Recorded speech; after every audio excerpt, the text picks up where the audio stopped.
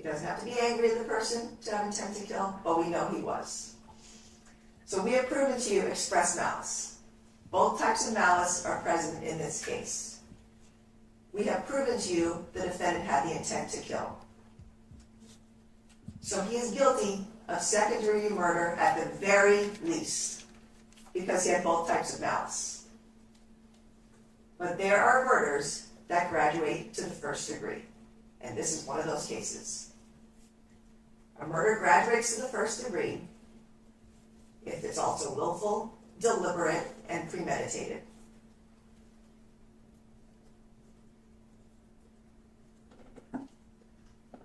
First-degree murder is express malice plus willful, deliberate, and premeditated. Willful means the intent to kill. You have this jury instruction in your packet as well. Deliberate means that the defendant carefully weighed the considerations for and against killing and decided to kill knowing the consequences. That's what he did. Premeditated. The defendant decided to kill before he shot Anna and Ray. All of the elements of first-degree murder have been proven. Let's talk about the state of mind of a killer. You have to look at his words, actions, and conduct before, during, and after the killing. First-degree murder means you have to have thought about life, thought about death, and chose death. And that's what the defendant chose here. He thought about life, he thought about death, he wanted to kill Anna and Ray, and he chose death. I don't have to make a pro and con list. I don't have to prove the defendant made a pro and con list. Just that a cold, calculated decision to kill can arrive quickly, can be reached quickly. The test here is the extent of the reflection, not the length of time. It's 4th of July, and you want to go to the beach. And you're driving to the beach, and you're driving around, and all the parking spots are full. Every parking lot is packed. The street is lined with cars. You drive around for 20 minutes looking for a spot. You start to get frustrated.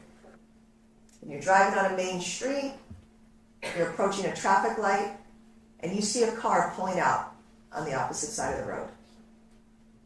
And you want to get that spot because you want to get to the beach.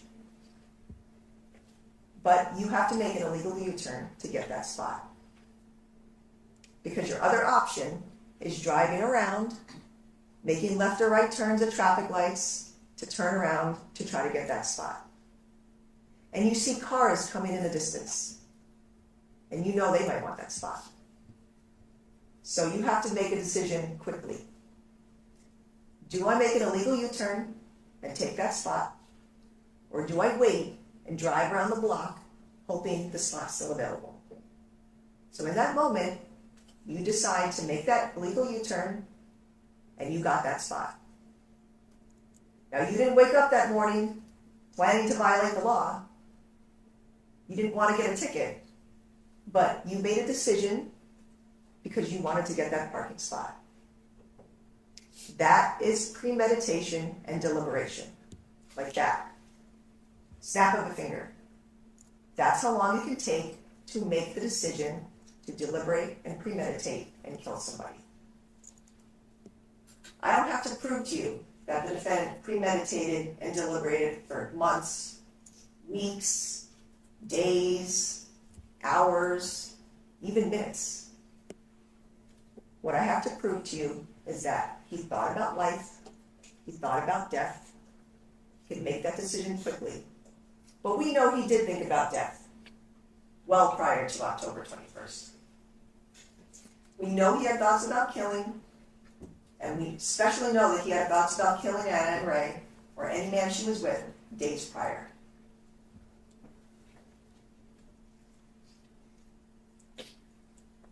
What other choices could the defendant have made instead of killing Anna and Ray? When he heard Anna and the other man, when he was in the hotel, he already knew at that moment that she was with another man. He could tell by the conversation they were having, they were giggling, and he knew it wasn't police or anyone else. He knew that was an intimate conversation.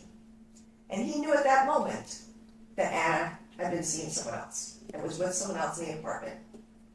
What else could he have done instead of going over to kill them? He could have went and cooled off. He could have went to have a smoke his jewel, go have a drink. He could have gone to a bar. He could have gone to work. He could have gone to LA with Sammy. He could have gone to hang out with a friend. He could have punched Ray when he walked in instead of killing him. He could have pushed Anna or been violent with her in all the ways he had been violent with her in the past. He could have yelled at them. He could have divorced Anna. And I asked him many of those questions. You could have done all of those things. You didn't. You instead drove to the Spire to go kill Anna and Ray. What were his other choices? He could have not gone into the apartment to activate the Discord application in the morning. He could have not gone to the apartment once he heard the voices. He could have just done one of his usual recordings on his phone, on the Discord application or otherwise, to prove to everyone in life that Anna was cheating on him. That's all he had to do. He got his proof. He heard it. He could have captured that on his phone, and that would have been it. But no, he had to go kill them. He could have not brought a loaded gun to the apartment. If he wanted to confront Anna and Ray, or Anna and whatever man he thought she was with, about cheating on him, he could have just gone there, again, maybe punched someone, yelled at them, recorded them, and left. He could have done that to get the proof that he wanted so badly. He did not do that. And he didn't have to bring a gun. He could have gone there to talk to them, catch them, record them, and that would have been it. But he chose to bring a loaded gun to a place where no one knew he was coming. He could have chosen not to bring ammunition, but he did. He brought a magazine. You know how many bullets were in there? At least 6. He could have chosen not to enter the apartment. I asked him multiple questions about every time he went to the apartment. He was in the garage, the elevator, running to the apartment. At any point, he could have stopped and changed his mind. When he was in the parking garage, could have turned around. When he was in the elevator, could have gone back down. When he ran to apartment 3508, could have turned around. He didn't. He wanted to go into that apartment to kill them. He could have not fired the first shot. He could have went in the apartment, saw them on the couch, took a picture of them, and left. But no, he fired the first shot. He wrapped the gun and fired, and then there was a small pause. He could have decided at that moment not to fire the second shot. Maybe he missed the first shot. He could have said to himself, oh, I shouldn't do this. No, he didn't. He could have chosen not to fire the second shot, not to fire the third shot, not to fire the fourth shot, not to fire the fifth shot. We know those shots were all at Ray. He killed Ray first, and Anna was still alive. And she screamed, screaming for mercy. And the defendant could have decided at that moment not to kill her. He knew he had already killed Ray, planned to do that first. He's going to get his revenge on the guy first and have Anna watch that. And he stood in front of Anna, and he could have decided not to kill her. But he didn't. He shot her. He wanted her dead because she didn't respect him. Let's look at all the choices he made, showing his premeditation and deliberation. He entered the apartment in the morning. He immediately activated that Discord application. He tried to tell you he did it at the end. No, he did not. He activated it 2 minutes after he got off the elevator. He hid the iPad so no one would see it, so Anna wouldn't see that he was spying on her. He trashed the apartment, made all these willful choices. He willfully spied on Anna, listened to her conversations, waited to catch her with another man. He caught her that day, it was pretty quick. He immediately left his hotel with his gun and his ammunition. He drove to the Spire. He told his friend, do not contact Anna, because he wanted to ambush them. He armed himself with that loaded gun. He holstered his gun. He walked to the elevator. You saw him, those pictures in the video with him tightening his belt because he already armed himself. He pressed play on his phone to do that audio recording before he entered the elevator. He pressed the 35th floor. He rode the elevator, and then he ran to the apartment. These were all conscious, willful decisions that he made. Let's talk about his willful choices during the killing. He pulled out the gun. Then he opened the door. He had already had his plan in mind because there was no time for him to take that gun out once he got inside. He immediately fired. He opened the door. He wrapped that gun a little over 1 second later. He pointed that gun towards Anna and Ray. He put his finger on the trigger and he fired the first shot. And then a second or two later, he wrapped the gun again. He walked towards Anna and Ray. He put his finger on the trigger and he fired 4 more shots. All willful decisions. Then he stood in front of Anna. He wrapped the gun again and he fired a shot into her head. And before he did that, he said respect. Because she didn't respect him. She was with another man. So he put his finger on the trigger, fired the last shot into her head. Let's talk about all his willful choices after the killing. He took a photo of his dead victims. He did that on purpose. He was proud of what he did. He left the apartment without rendering any first aid. Why did he not do that? Because he didn't want them to live. He went back into Yell Anna so that his neighbors would think that he just found them, just like he said on his 911 call. He left the apartment, then he called his mother. He did not call 911 to get help for his victims. He called his mom, and he confessed to the murders. And she told him, you need to get them help. And that's the only reason he called 911. He left the building, and then he texted a photo of the dead bodies to his mother. And then he separately texted a photo of the dead bodies to his father. These were all willful decisions that he made. He had to go into his phone and click on that photo and send it to his mom, and then separately send it to his dad, and then 5 minutes after that, separately send that photo to Sammy Smith. He knew what he was doing. He went down to his car, and he put away his gun in his holster, because he was hiding his evidence. He took the magazine out of his gun, he emptied whatever bullets were inside the magazine, he put his holster in the safe, he put his gun in the safe, and he locked it. Then he called 911, claiming he just found the victims, starting to build his defense. He drove to Amira's school. He told Amira that he killed her mother. He spoke with both of his parents, had conversations with them multiple times. He had multiple text messages with his mother, making a plan with Amira. He wanted to leave town. He told his mom, I can't hide with Amira forever. I want to leave. He wasn't going to turn himself in. He wanted to leave. And he told his mom that. And he was trying to get out of town, but the officers were already behind him. He knew he had been caught. And then he asked the police calmly, did they get my wife? You already know she's dead. You took photos of them and you told your mother that she's dead.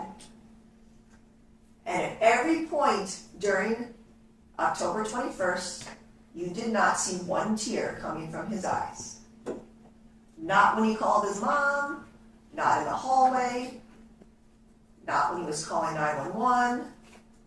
He was calm at the beginning of that call, and then he was starting to claim, oh, it was so horrible. He did that. And all the surveillance and a body-worn camera, not a tear. No remorse.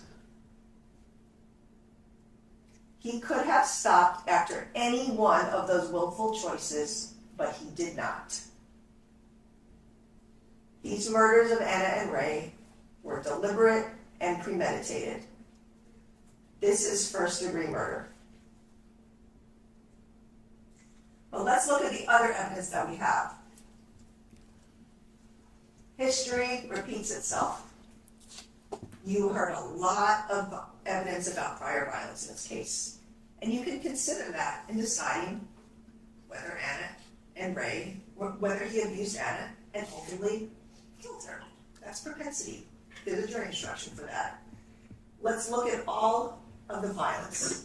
Starting in Japan, the defendant punched Anna multiple times on multiple different occasions. You heard about what happened on the Air Force Base, and the defendant tried to deny all of that, but you had a witness who came in here who was completely neutral. Mr. Sims has not seen Anna or the defendant since 2015, wasn't friends with them, had no reason to come in here and lie to you about what happened. But the defendant had a reason to lie. You know that he punched Anna, pushed her, tossed her around like a rag doll, left handprints on her. This is all conduct in Japan that we know about that was seen or Anna told people. But there could be more. Remember, he was violent in private, he said, not in public. In Virginia, we know he pushed Anna to the ground. We know conduct happened there behind closed doors. San Diego, that's where we had a lot of violence. And the defendant continued, always had denied all of this violence, but then came in here into court and did admit to some of this violence. Punched her in the face multiple times, pushed her into the bed. You saw that body-worn camera from Anna. He pushed her into the fridge. He admitted that to his neighbor. He's grabbed her. He's hit her. He almost crashed into her on the road. You can consider all of this violence. You've seen all these photos. Look what the defendant did to Anna. She was way more bruised than that days later. Okay. She had scrapes on her elbows, on her knees, injuries to her eyes, and then the defendant apologized for these. And you know that that's the typical power and control behavior. He was violent, and he apologized so she would not leave him. And she didn't for a while. She kept going back to him, and she even told him, you keep hurting me, and I keep going back to you. I'm so dumb. Like, she knew she was going back to him because she loved him, right? We know that she did, but ultimately, she said enough is enough and left him. He apologizes. I know I'm an abusive nut job. Yes, you are. I'm so sorry. Don't put me in jail. That's why you heard he never went to jail. She never reported him because he would tell her not to. And he would apologize and tell her, this will affect my job and my clearance and things like that.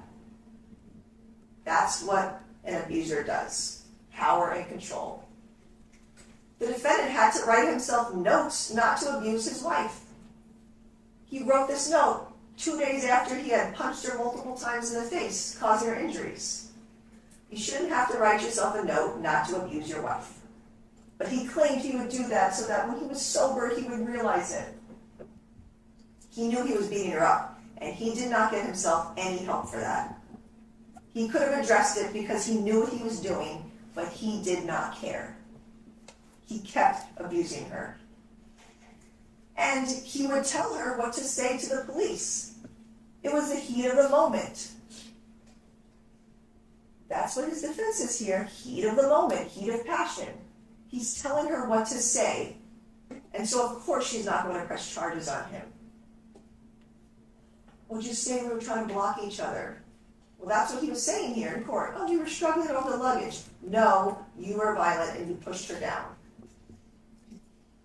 You heard all about his controlling nature.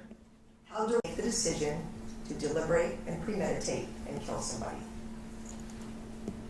I don't have to prove to you that the defendant premeditated and deliberated for months, weeks, days, hours.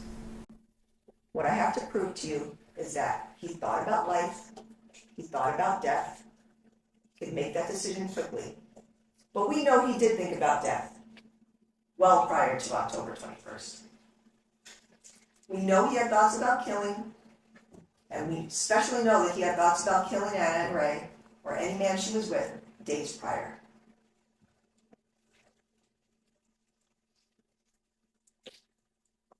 What other choices could the defendant have made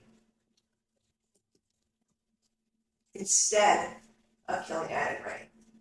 When he heard Anna and the other man, when he was in the hotel, he already knew at that moment that she was with another man. He could tell by the conversation they were having, they were giggling. He knew it wasn't police or anyone else. He knew that was an intimate conversation. And he knew at that moment that Anna had been seeing someone else, and was with someone else in the apartment.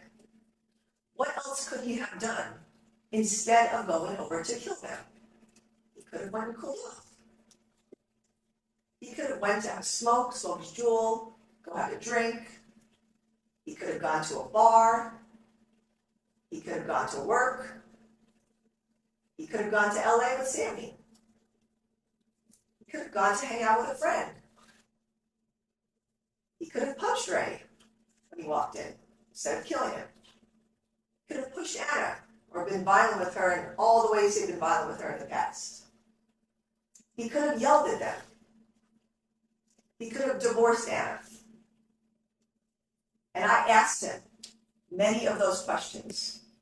You could have done all of those things. You didn't. You instead drove to the Spire to go kill Anna and Ray. What were his other choices? He could have not gone into the apartment to activate the Discord application in the morning. He could have not gone to the apartment once he heard the voices. He could have just done one of his usual recordings on his phone, on the Discord application or otherwise, to prove to everyone in life that Anna was cheating on him. That's all he had to do. He got his proof. He heard it. He could have captured that on his phone, and that would have been it. But no, he had to go kill them. He could have not brought a loaded gun to the apartment.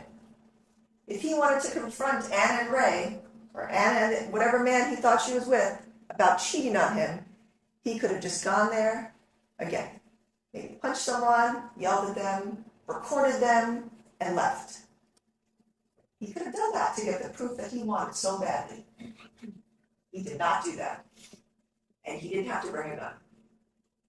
He could have gone there to talk to them, catch them, record them, and that would have been it. But he chose to bring a loaded gun to a place where no one knew he was coming. He could have chosen not to bring ammunition, but he did. He brought a magazine. You know how many bullets were in there? At least 6. He could have chosen not to enter the apartment. I asked him multiple questions about every time he went to the apartment. He was in the garage, the elevator, running to the apartment. At any point he could have stopped and changed his mind. He was in the parking garage, could have turned around. When he was in the elevator, could have gone back down. When he ran to apartment 3508, could have turned around. He didn't. He wanted to go into that apartment to kill them. He could have not fired the first shot. He could have went in the apartment, saw them on the couch, taken a picture of them, and left. But no, he fired the first shot. He wrapped the gun and fired, and then there was a small pause. He could have decided at that moment not to fire the second shot. Maybe he missed the first shot. Could have said to himself, oh, I shouldn't do this. No, he didn't. He could have chosen not to fire the second shot, not to fire the third shot, not to fire the fourth shot. not to fire the 5th shot. We know those shots were all at Ray. He killed Ray first, and Anna was still alive. And she screamed, screaming for mercy. And the defendant could have decided at that moment not to kill her. He knew he already killed Ray, planned to do that first. He's going to get his revenge on the guy first and have Anna watch that. And he stood in front of Anna, and he could have decided not to kill her. But he didn't. He shot her. He wanted her dead because she didn't respect him. Let's look at all the choices he made, showing his premeditation and deliberation. He entered the apartment in the morning. He immediately activated that Discord application. He tried to tell you he did it at the end. No, he did not. He activated it 2 minutes after he got off the elevator. He hid the iPad so no one would see it, so Anna wouldn't see that he was spying on her. He trashed the apartment, made all these willful choices. He willfully spied on Anna, listened to her conversations, waited to catch her with another man. He caught her that day. It was pretty quick. He immediately left his hotel with his gun and his ammunition. He drove to the Spire. He told his friend, do not contact Anna, because he wanted to ambush them. He armed himself with that loaded gun. He holstered his gun. He walked to the elevator. You saw him, those pictures in the video with him tightening his belt because he already armed himself. He pressed play on his phone to do that audio recording before he entered the elevator. He pressed the 35th floor. He rode the elevator, and then he ran to the apartment. These were all conscious, willful decisions that he made. Let's talk about his willful choices during the killing. He pulled out the gun. Then he opened the door. He had already had his plan in mind because there was no time for him to take that gun out once he got inside. He immediately fired. He opened the door. He racked that gun a little over 1 second later. He pointed that gun towards Anna and Ray. He put his finger on the trigger, and he fired the first shot. And then a second or two later, he racked the gun again. He walked towards Anna and Ray. He put his finger on the trigger, and he fired 4 more shots. All willful decisions. Then he stood in front of Anna, he racked the gun again, and he fired a shot into her head. And before he did that, he said respect, because she didn't respect him. She was with another man. So he put his finger on the trigger, fired the last shot into her head. Let's talk about all of his willful choices after the killing. He took a photo of his dead victims. He did that on purpose. He was proud of what he did. He left the apartment without rendering any first aid. Why did he not do that? Because he didn't want them to live. He went back in to yell Anna so that his neighbors would think that he just found them, just like he said on his 911 call. He left the apartment, then he called his mother. He did not call 911 to get help for his victims. He called his mom, and he confessed to the murders. And she told him, you need to get them help. And that's the only reason he called 911. He left the building, and then he texted a photo of the dead bodies to his mother. And then he separately texted a photo of the dead bodies to his father. These were all willful decisions that he made. He had to go into his phone and click on that photo and send it to his mom, and then separately send it to his dad, and then 5 minutes after that, separately send that photo to Sammy Smith. He knew what he was doing. He went down to his car, and he put away his gun in his holster because he was hiding his evidence. He took a magazine out of his gun. He emptied whatever bullets were inside the magazine. He put his holster in the safe. He put his gun in the safe, and he locked it. Then he called 911, claiming he just found the victims, starting to build his defense. He drove to Amira's school. He told Amira that he killed her mother. He spoke with both of his parents, had conversations with them multiple times. He had multiple text messages with his mother, making a plan with Amira. He wanted to leave town. He told his mom, I can't hide with Amira forever. I want to leave. He wasn't going to turn himself in. He wanted to leave. And he told his mom that. And he was trying to get out of town, but the officers were already behind him. He knew he had been caught. And then he asked the police calmly, did they get my wife? You already know she's dead. You took photos of them and you told your mother that she's dead. And at every point during October 21st, you did not see one tear coming from his eyes. Not when he called his mom, not in the hallway, not when he was calling 911.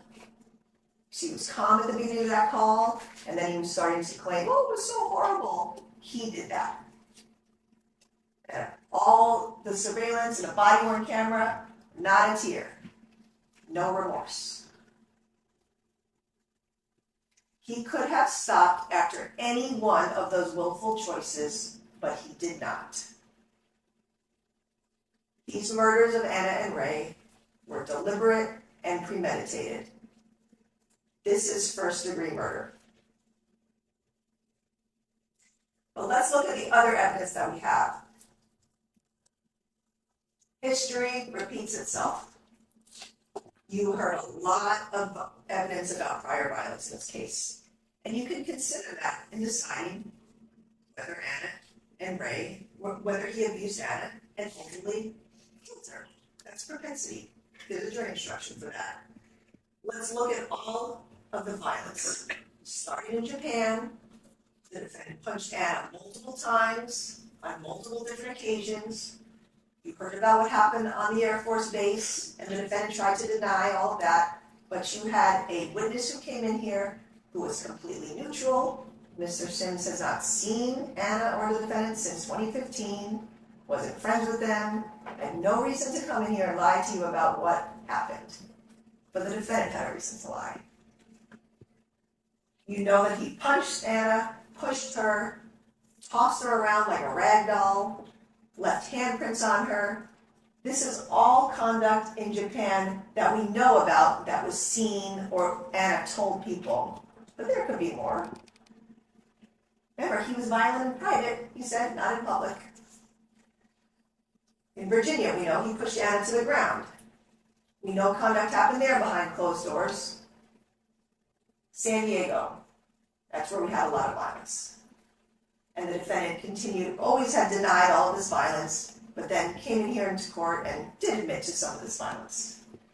Punched her in the face multiple times, pushed her into the bed. You saw that body-worn camera from Anna. He pushed her into the fridge. He admitted that to his neighbor. He's grabbed her. He's hit her. He almost crashed into her on the road. You can consider all of this violence. You've seen all these photos. Look what the defendant did to Anna. She was way more bruised than that days later. Okay. She had scrapes on her elbows, on her knees, injuries to her eyes, and then the defendant apologized for peace. And you know that that's the typical power and control behavior. He was violent, and he apologized so she would not leave him. And she didn't for a while. She kept going back to him, and she even told him, you keep hurting me, and I keep going back to you. I'm so dumb. Like, she knew she was going back to him because she loved him, right? We know that she did, but ultimately, she said enough is enough and left him. He apologizes. I know I'm an abusive nut job. Yes, you are.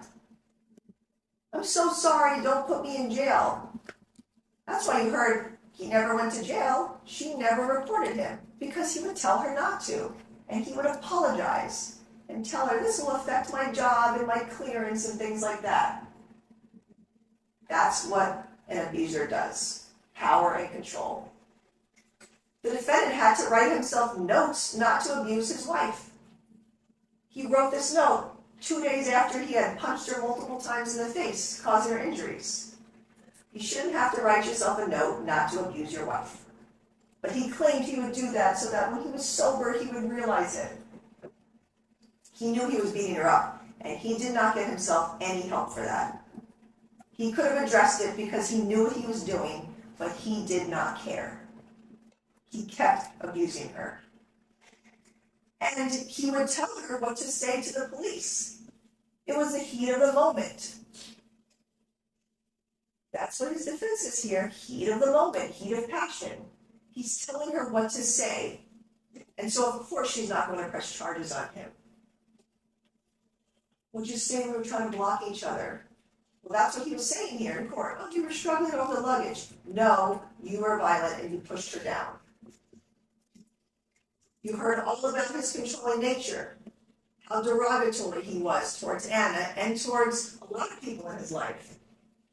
He would talk for Anna, force her to stay home, told her who she could and could not be with, told her what to wear and what not to wear, what men she could talk to or not talk to.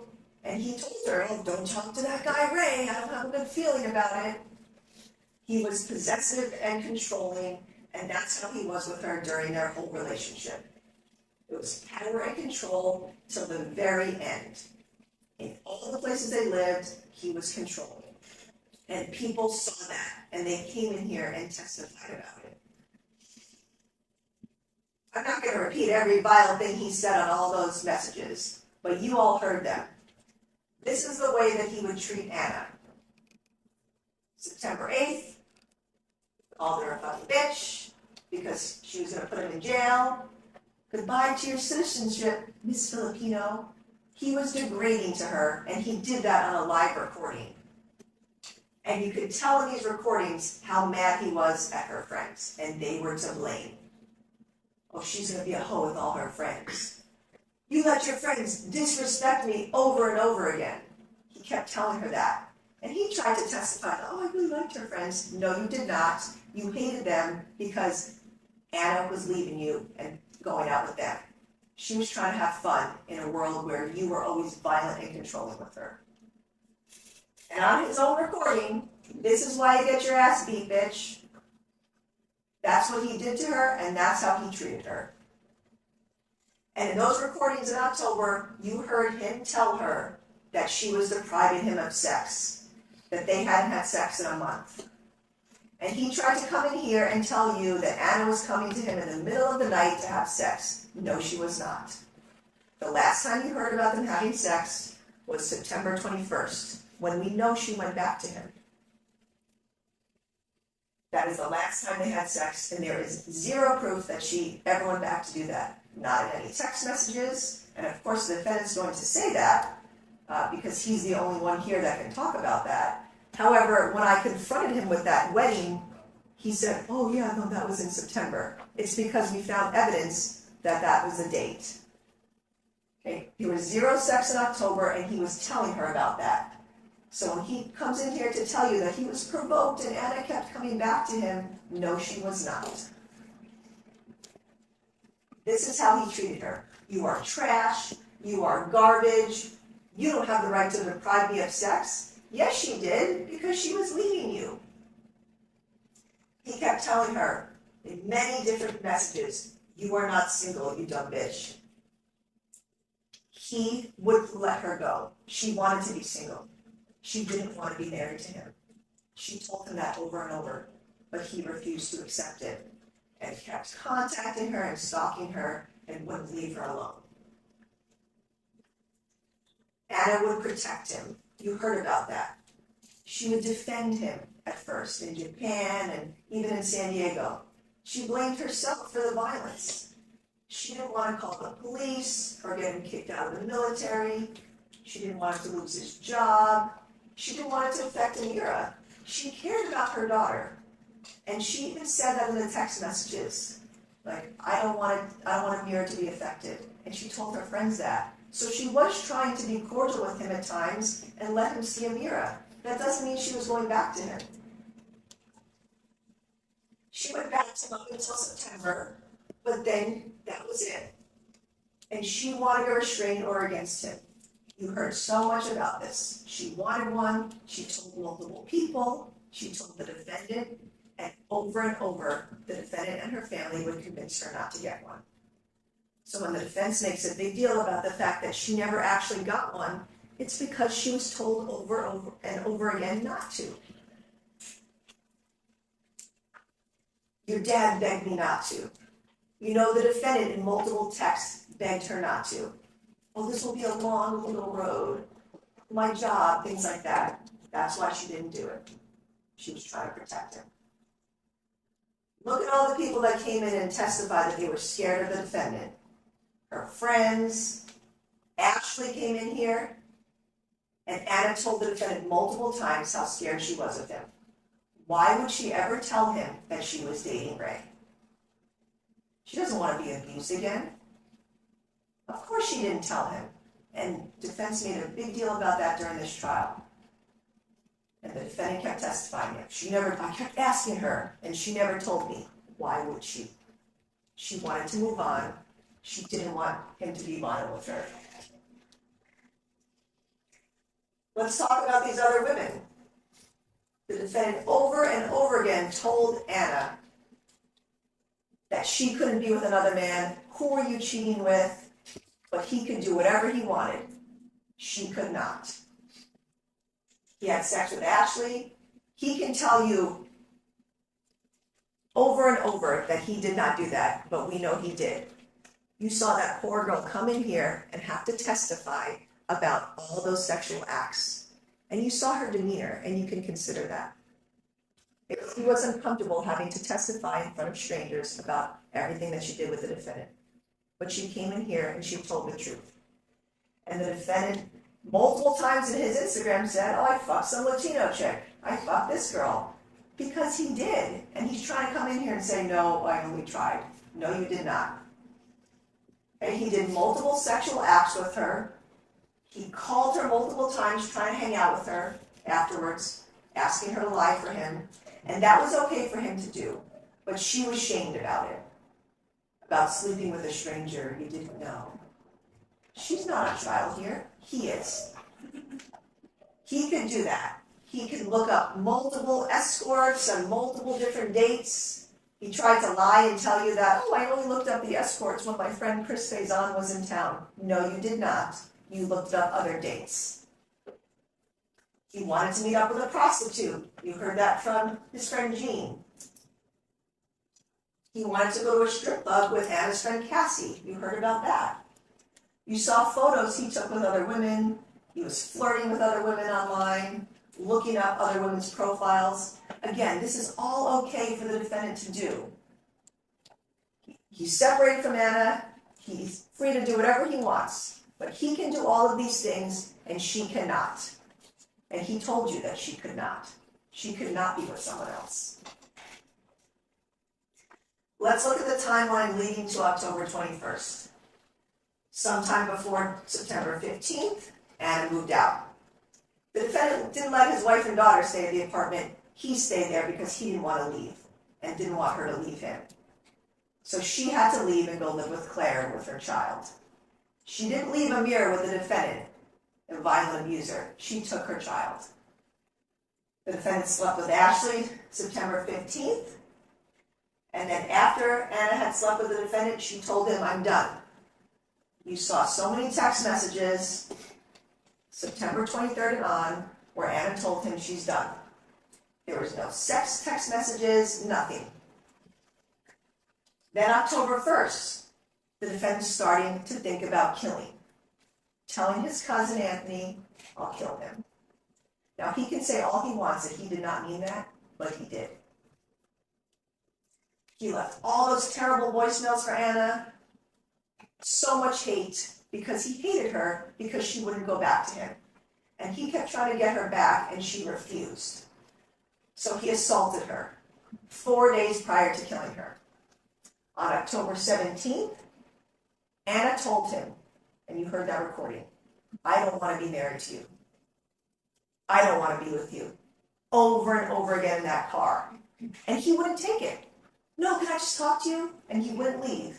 She must have told him 20 or so times on a call, get out of my car, I will call the police. She did not want to be with him, and she made it crystal clear. And that night, he knew that she wasn't coming back to him. He started carrying his gun.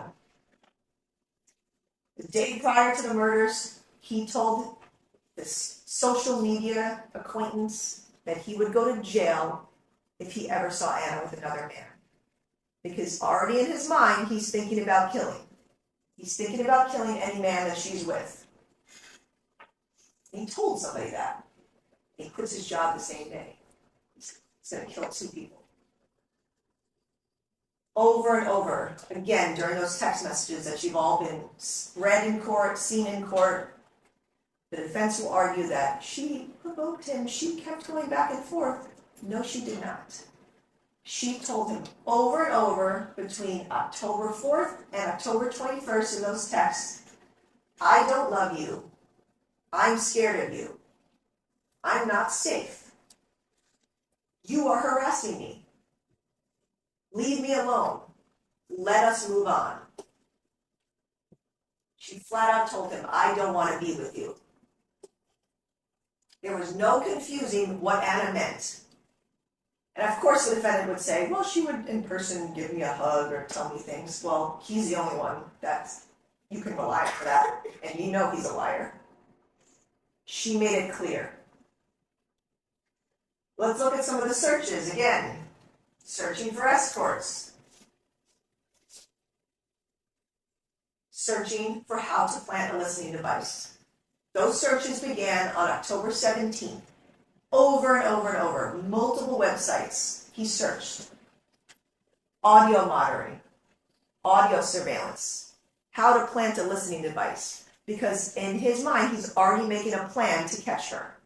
And he wants to know how to do it. So he's searching and searching and trying to figure out what to do. He reads this article, husband turned into stalker and planted spy devices in ex-wife's bedroom. And sure enough, that's what he did. Planted a spy device in his ex-wife's bedroom. He's searching for decapitated heads on October 17th. He's searching for chopped bodies. This time frame is important because he's doing these searches starting at 10:30 p.m. We know Anna and the defendant had dinner that night. They had 8 o'clock reservation. And by 9 o'clock, the defendant had already abused her. And she took those photographs of her eye. And an hour and a half later, he is researching chopped bodies and decapitated heads. That is not a coincidence.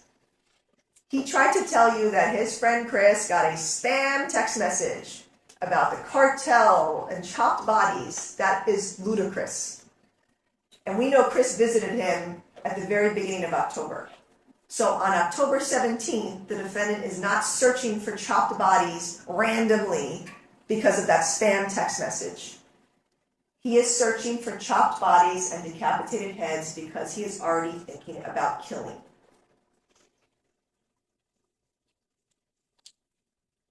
More searches on October 18th. Again, his wife doesn't want to be with him and made that crystal clear at that dinner and all month. And so he says, oh, I know she's cheating on me. I'm going to catch her. So he's searching again. How to listen to a room remotely. He reads this article.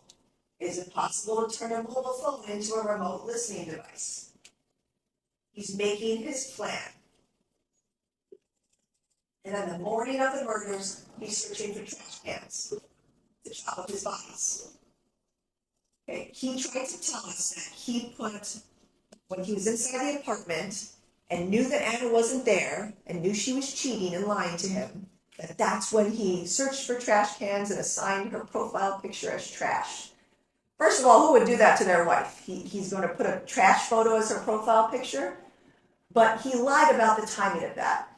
because he first started researching it at 8:50 a.m. And then he accused me of doctoring the search. That's the search from his phone. Okay, we know it's at 8:50, we know the time conversion. He started researching the trash cans well before he went to the apartment because he was making a plan. Let's look at the day of the murders. You saw the surveillance footage and the still photographs. Anna left the apartment at 8:40, taking Amir to school. The defendant arrives at 9:14. That's when he gets off that elevator. And he walks into the apartment. 9:17, he has already activated Discord. And he tried to lie and tell you he did that before he left, way later than that? No, he did not. 9:17, because what was his plan? To spy on his wife and catch her cheating. So the first thing he did when he entered, knowing she wouldn't be home because she's taking their child to school, he plants that iPad behind the bed. He activates Discord. Then he trashes the apartment because he's mad. She didn't thank me for the flowers. Again, she disrespected him.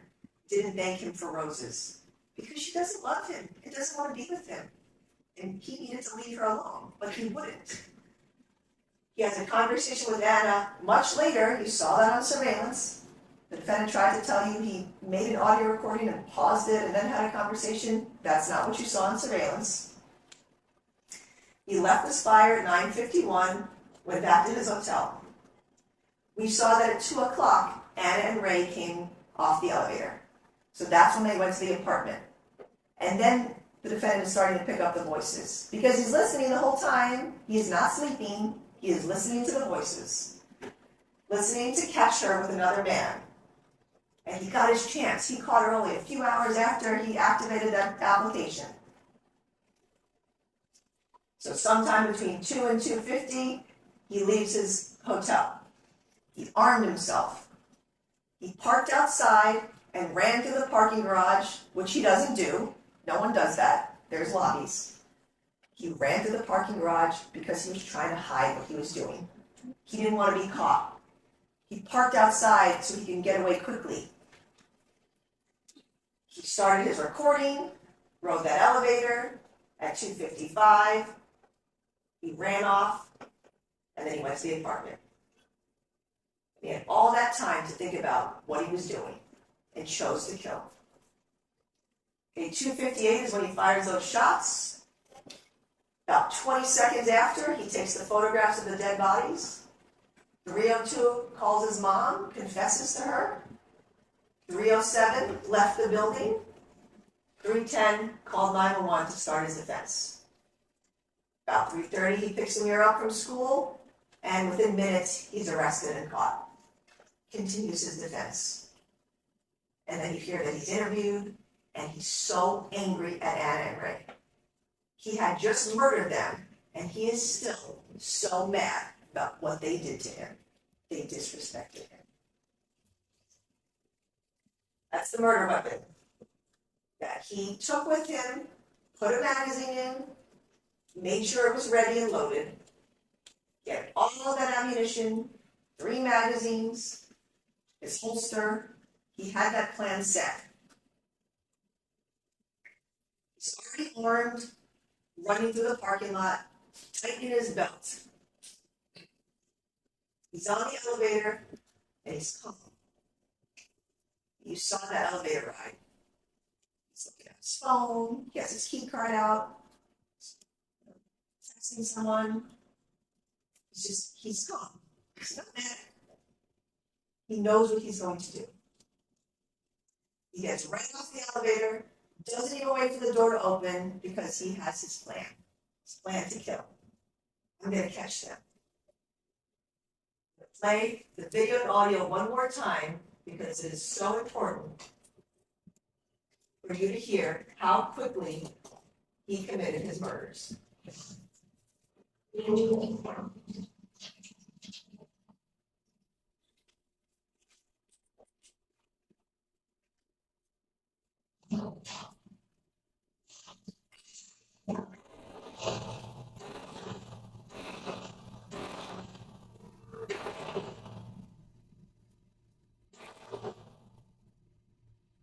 Okay, you heard that door open, and a second and a half later, he's firing.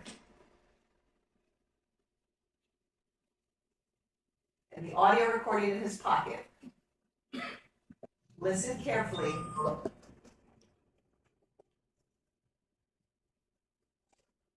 To everything that is happening on the recording.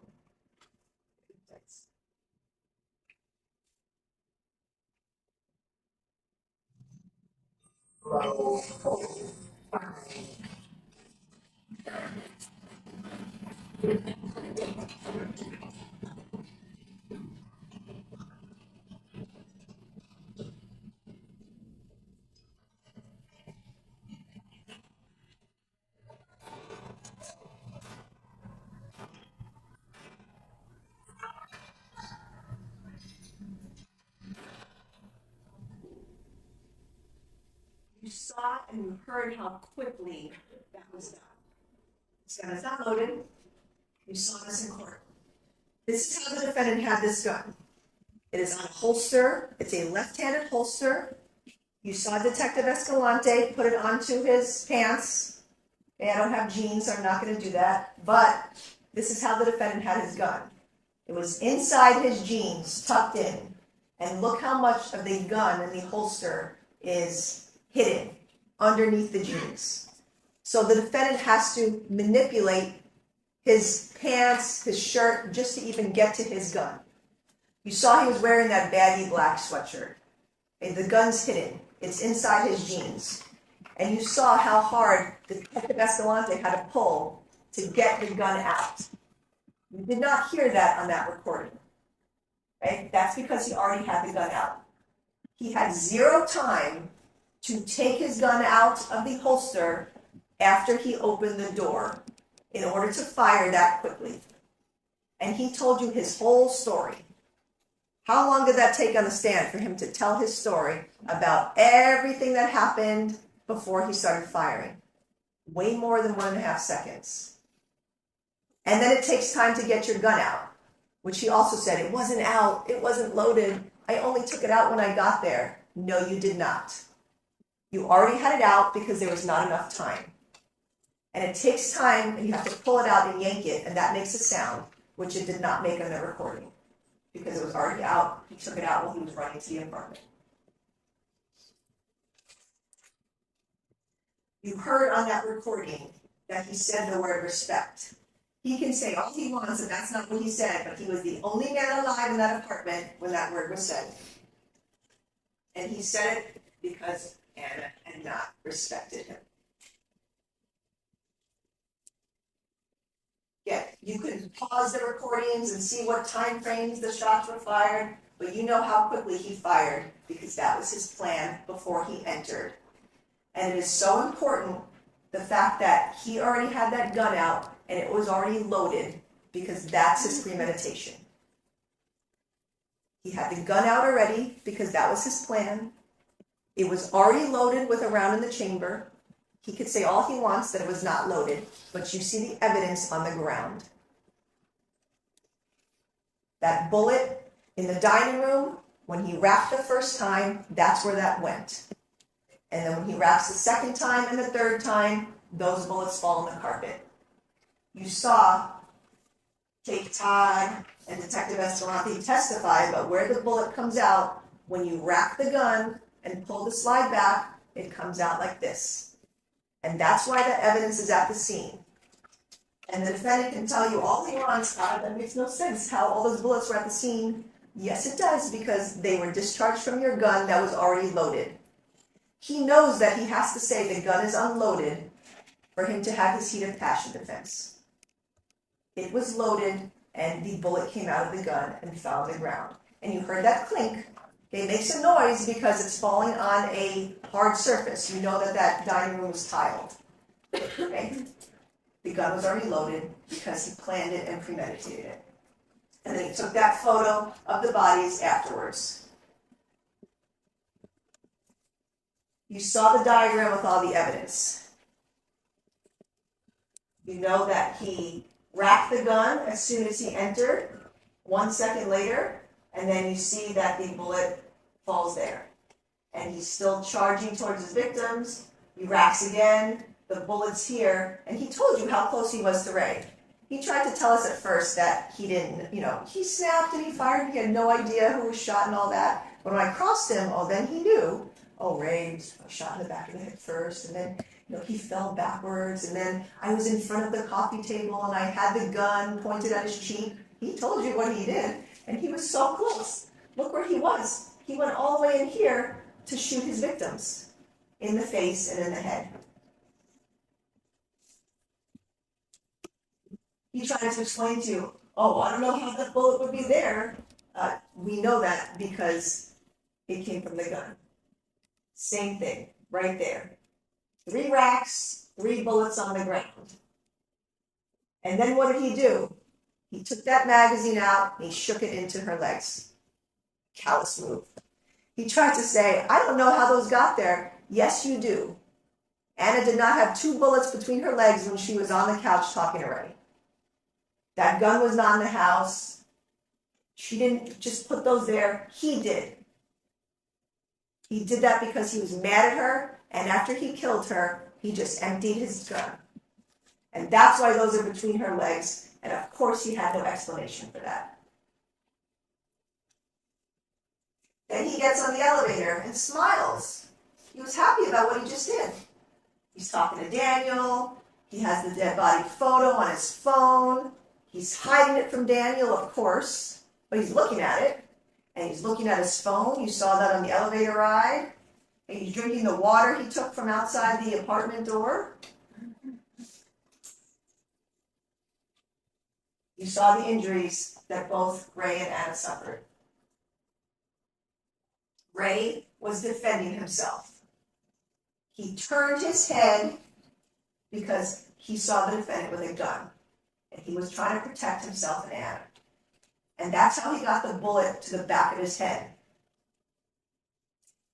But the defendant also shot him in the neck and the cheek from an upward angle. Ray's head must have been flopping for him to get that bullet upwards. Otherwise, the angles are downwards. The defendant was so close to Ray that he left soot on his face.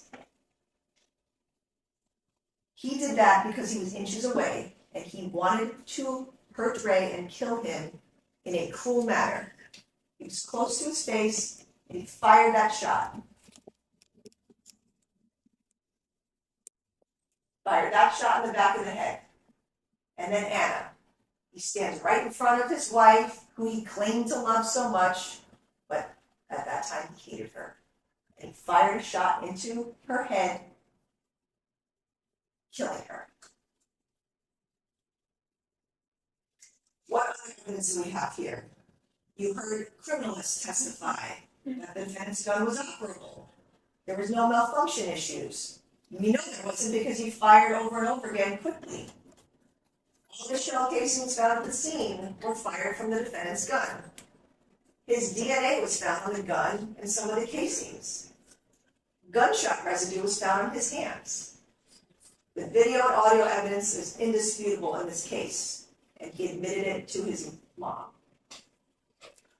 Now, the defense will come up here and tell you that this is voluntary manslaughter. It is absolutely not. These are the elements that need to be proven in order for you to find the defendant guilty of voluntary manslaughter instead of murder. That the defendant was provoked. He was not. As a result of the provocation, the defendant acted rashly and under the influence of intense emotion that obscured his reasoning and judgment. And element 3, the provocation would have caused a person of average disposition to act rashly and without due deliberation, from passion rather than judgment. These elements are not proven here. There's other language in this jury instruction. Slight or remote provocation is not enough. It has to be sufficient provocation. Not simply that he was provoked, sufficient. And the provocation that they are claiming that Anna did was not sufficient. She did not provoke him. He is not allowed to set up his own standard of conduct.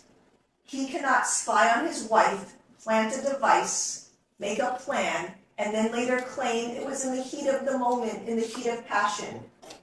And no, that is not true. A father is coming home from work, he had a great day, and he wants to go into his daughter's room and give her a hug. So he goes home, he walks into his 5-year-old daughter's bedroom, and he sees a stranger raping his child. He is so overcome with passion that he beats the rapist to death. That is the situation where voluntary manslaughter is applicable. That stranger's conduct was incredibly provocatory to that father. That father, as a result of that provocation, acted rashly and under the influence of intense emotion that obscured his judgment. His child was being sexually assaulted, and he was trying to stop it, and he ended up killing someone. The provocation in that scenario would cause an average person to act rashly and without due deliberation. That is not what we have here. There is not a heat of passion when you walk in on your separated wife who is not with you, on the couch with someone else, fully clothed, not having sex. And heat of passion does not apply when you walk into an apartment that you had bugged with a key card you were not supposed to have, to a fight that no one else knew was happening but you. And you brought a gun. That is not heat of passion. The defendant did not act out of passion, he acted out of a pattern of control and violence. It's provocation that would drive the average person to act rashly and from the aroused passion. The average person would not act rashly in this same situation. Anna did not provoke the defendant by leaving him and moving on from him without his knowledge. That is not sufficient provocation. That is not provocation at all. They are going to argue that she provoked him by talking to him, giving him hope. All of that was in his mind. She was not giving him hope at all. She made it clear, I don't want to be with you, I want to move on. And she was doing that. And she wasn't provoking him with Ray. She wasn't telling him, oh, I'm with Ray, who you hate. Oh, I'm with another man. She wasn't doing that to him. She wasn't taunting him like he did to her. This is not provocation. Anna did not provoke the defendant by hanging out with him on occasion with Amira. She was trying to be nice and let him see her child, even though he was abusive and she was concerned, but she still met up with him so he could see Amira. That is not provocation. Anna repeatedly told the defendant she didn't love him and didn't want to be with him. He wouldn't move on.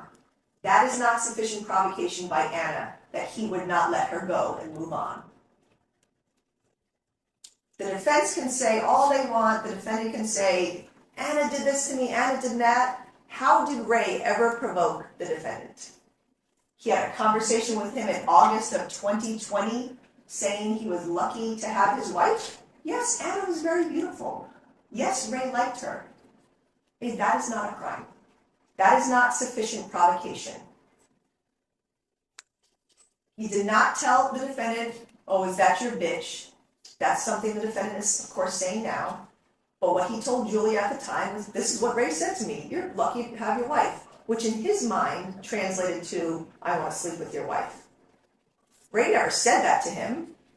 Even if Ray did say these things, it's not sufficient provocation. Okay, that happened over a year prior, their meeting. Ray and the defendant didn't have a relationship where Ray was provoking him. Ray didn't tell the defendant, oh, I'm sleeping with your wife. Ha ha. That didn't happen. It's not sufficient provocation. Ray was a single man entitled to date whoever he wanted, and Anna was separated from the defendant, and they're entitled to be together. Not according to the defendant, but they are. And that is not sufficient provocation by Ray to date Anna after she left her husband. The average person would not act rashly in this same scenario. You have to think about the cooling off period too. Look at how far the defendant drove after he heard the voices. Of course he was upset that he heard Anna with another man.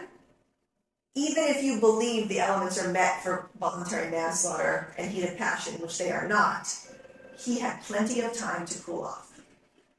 He drove all the way down to 5, that 15-minute drive, and thinking the whole time that he was going to kill. And he had plenty of time during that drive to think about, oh, I shouldn't do this. Okay, he had the 15-minute drive to cool off. He had the 5 minutes in the in the parking garage to cool off. He had that 3-minute elevator ride up, but stopped on multiple floors. 3-minute ride to cool off. That 9-second run of his to the apartment to cool off. There was plenty of cooling off time. And if enough time has passed between the provocation and the killing for a person of average disposition to cool off, then the killing is not voluntary manslaughter.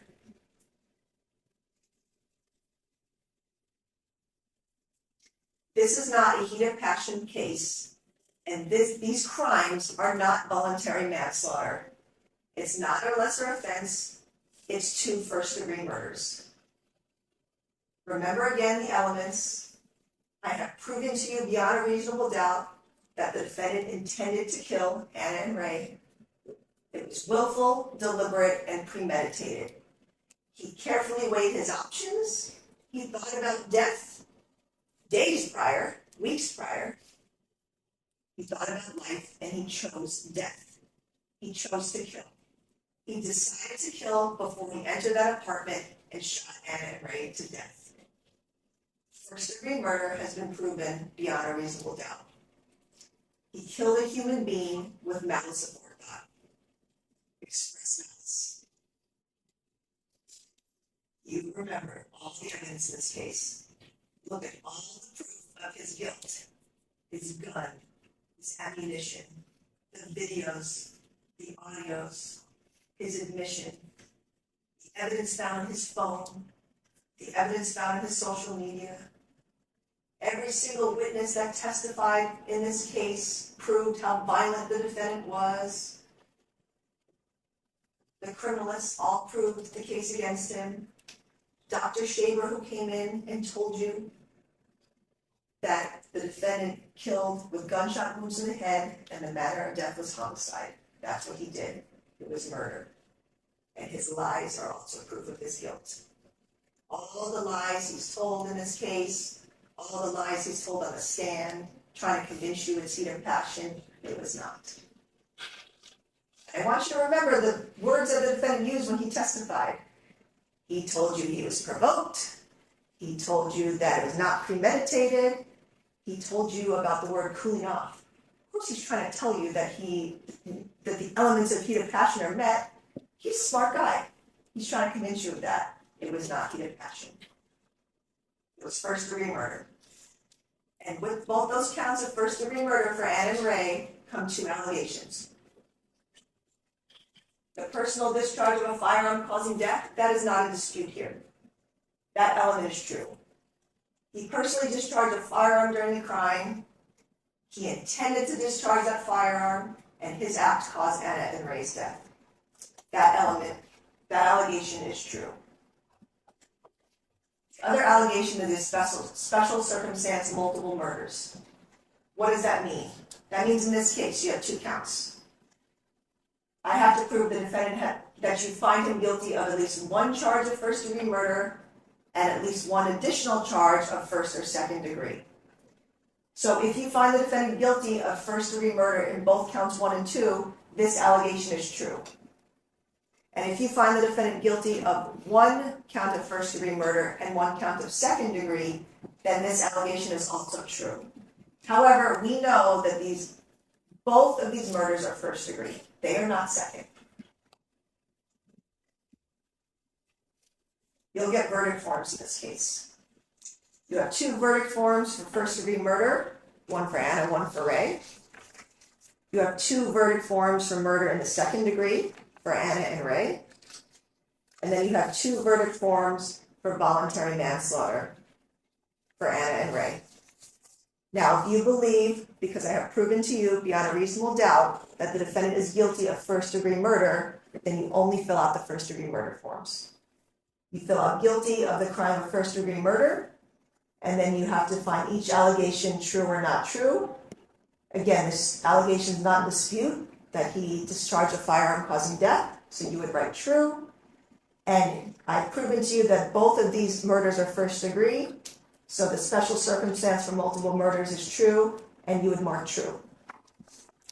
You would only get to the voluntary manslaughter verdict forms if you find the defendant not guilty of 1st and 2nd-degree murder. That is absolutely not the case here. He is guilty of 1st-degree murder. He murdered Anna and Ray in cold blood, and he is guilty. And I ask that you find him guilty of both counts of 1st-degree murder. Thank you. All right, ladies and gentlemen, we don't like to break a party, so we are going to take it early lunch now. Again, I apologize, but this is in the best interest of the case. Kind of talking to my clerk. Charlie and I have been together for 25 years. I've been my clerk for 25 years. And I was asking him, should I try to bring him back at 1 or 1:15? And over the years, every time I've done it, it doesn't work. Because we've gotten on a schedule of 1:30, 1:30, 1:30. So I'm going to keep you on that schedule. I do want to start at 1:30 though. Okay? So please be here early.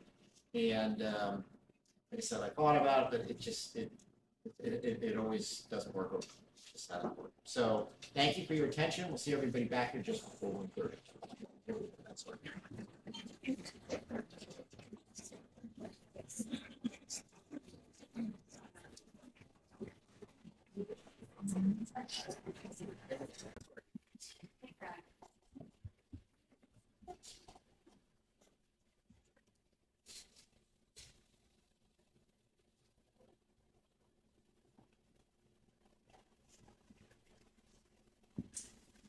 I started my opening at the very beginning of this case by saying that Ali was driven to the brink, and that this was even recognized by law enforcement officers who interviewed him after the shooting. The human heart is very complicated. That's probably something that we all know and that we can all relate to. And in this case, there were complicated things going on for both Anna and Ali. And unfortunately, Anna brought Ray into their complicated lives. When it comes to our feelings and our behaviors and the way that we react to those feelings and our emotions, things aren't always black and white.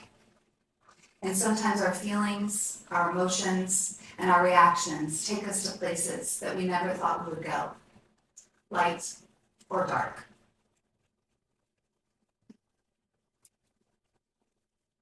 Ali Abulaban is not a murderer. Yes, he killed Anna, the woman he loved, the mother of his beautiful daughter, Amira, and he killed Ray, a man with whom Anna was having an affair. And he cannot undo what he has done, but he did not murder them. He is not a murderer. The law is kind of funny sometimes. Sometimes it's baffling and sometimes it gets it exactly right. And the law in homicide recognizes and requires you to consider heat of passion. That is, what's going on in someone's mind at the time that something's happened. Because the law recognizes that human beings aren't robots. It's not as simple as an input and an output, and then we just react in a certain way. The law understands that there are circumstances and issues that occur that cause us to react in ways, sometimes unpredictably, and sometimes, frankly, all too predictably. And based on the reality of how human beings are, when an intense passion obscures reason and obscures the ability to think, sometimes there is a death. And that death is not murder, it's manslaughter. Now, is manslaughter an excuse? Is it a condoning of behavior? Is it a free ride out? No, it's not. It just means that how we label the behavior is appropriate and legally sound. What you need to find here, what the evidence has led you to in this case, is not murder, but manslaughter. When we're looking at the counts here, 1 and 2 charges of first-degree murder, we have to get to what this case is really about, and that is, was there severe provocation of Ali Abulaban? What evidence supports the conclusion that I'm asking you to draw that he acted in the heat of passion on October 21st, 2021? What facts and circumstances lead to a conclusion of manslaughter rather than murder? And so I want to talk to you first about the instruction so that you'll understand what I'm talking about when we get to those facts and how to apply it to the law. The legal instructions are not always obvious. His Honor read them for you. It's a rather simple packet for us lawyers. Probably sounded a little convoluted and confusing to you. You will have those packets in the jury room with you. You can read them and go over them for yourselves. I appreciate in advance your efforts in regards that once you get back to the jury room, you'll go through them, and I appreciate your attention now. I have several slides in a row with all language of CalPrim 520, 570, and 522. 522 is the idea of the effect of provocation. And this is a general statement about what you can do with this concept of provocation. Provocation may reduce a murder from first degree to second degree and may reduce a murder to manslaughter. The weight and significance of the provocation, if any, are for you, the fact finder, to decide. When we're looking at when you're making those decisions, those kind of initial choices, you're going to be looking at the weight and the significance of the provocation, if any. And in this case, there is no doubt about provocation. There are a lot of questions posed on cross-examination of Mr. Abulaban about whether Anna and Ray were to blame here. This part of the case is about Anna and Ray. It has to be, right? Because there has to be someone who's doing the provoking. We don't talk about provocation in a vacuum. There has to be someone that we're talking about, and unfortunately here, it's Anna and Ray. That is not to say that either of them are to blame or in any way deserved what happened to them. But this is to say that those are simply the facts. Those are the facts that were known at the time, and those are the circumstances. You will be asked about the provocation and to decide whether it was weighty and significant. And in this case, I submit to you that it was both weighty and significant. CalPrim 522, Part 2, this is a little bit repetitive, but it says that you decide whether it's the differences and degrees of murder based on the provocation, and also must consider whether it reduces murder to manslaughter. And this is kind of the tricky part, because in this case, it's our contention that you should not get to murder at all. So strong was the provocation. So strong was the passion in this case. Because to get to murder, you have to decide and believe, first, that beyond a reasonable doubt, Ali Abulaban wasn't provoked, and that he did not act as a result of heat of passion from that provocation. The prosecution has to prove it sort of in the negative, beyond a reasonable doubt. And as we spoke in jury selection, the burden is on the prosecution. I know that in this case, the defense presented a lot of evidence. But this is the point at which it is the job of the prosecution to show you how none of what we presented matters. And they have to show you that beyond a reasonable doubt, that there is no provocation, that there is no heat of passion. So let's look at the basic template of 570, voluntary manslaughter. Voluntary manslaughter is a killing that would otherwise be murder. It's reduced to voluntary manslaughter if the defendant killed someone because of a sudden quarrel or in the heat of passion. And as a result of that provocation, the defendant was acted rashly and under the influence of intense emotion that obscured his judgment. And that provocation would have caused a person of average disposition to act rashly and without due deliberation. This is from passion rather than from judgment or thinking.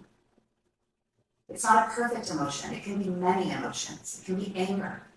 It can be rage. It can be sorrow. It can be desperation and frustration and humiliation and betrayal. The law just requires that it's violent or intense emotion that would cause a person to act rashly, impulsively, without deliberation or reflection. And on this topic, when we're talking about violent and intense emotions, and we're talking about normal, everyday people, because that's the legal standard, we have to ask basically, is this reaction normal? Are these feelings normal? Is this something that an average person would experience under the same circumstances that Ali experienced? The elements for 570. The defendant killed someone because of a sudden quarrel or in the heat of passion if the defendant was provoked. As a result of the provocation was rash, under the influence of that intense emotion that obscured his reasoning or his judgment. And the provocation would have caused that reasonable average person to act rashly and without due deliberation. As we know from Ali and from our own everyday sort of common knowledge, there are a lot of emotions that come with infidelity and strong emotions that come from being lied to, deceived by the person you love. And when that loved one lies and deceives and has an affair with someone that they know you have expressed concerns about, well, it's all just too much. So we have two things, provocation and heat of passion, and that is the case here. The months of confusing and conflicting behavior compared to the words used. The painful story of marriage unraveling against the backdrop of breadcrumbs of hope being tossed out at the same time. The damage caused by Ali to Anna, only to be forgiven time and again by Anna. The infidelity and the deceit. This is the provocation. And the provocation we know can occur over a long period of time, and it can also be sudden. There is no right or wrong amount of time for provocation. The sudden provocation of Anna involving Ray into this toxicity and dysfunction that existed in her marriage with Ali. Ray, of all the people. Ali suspected for some time that Anna was being unfaithful. The facts are that he buckled into that roller coaster ride from July of 2021, and it took him all over the place, all over the map of emotions. You could hear it in his audios, all of them, the good, the bad, the ugly. You could see it in his text messages, all over the map. Love, hatred, anger. All of those emotions are so close to each other, separated by just a sliver. He did not know for sure until the first time that he believed Anna blatantly lied to him. This is about being in the apartment on 10/21. And this is all part and parcel of the provocation. It occurred over a long period of time with Anna and over a shorter period of time with Ray.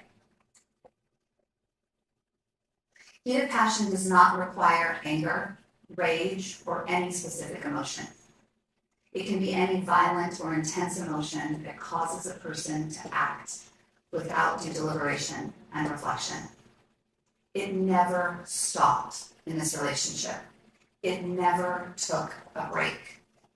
There was never a time when Ali got an answer from Anna that made sense about the cheating. Her responses were, no, I never would.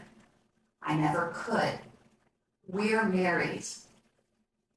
Marriage matters to me, unlike you.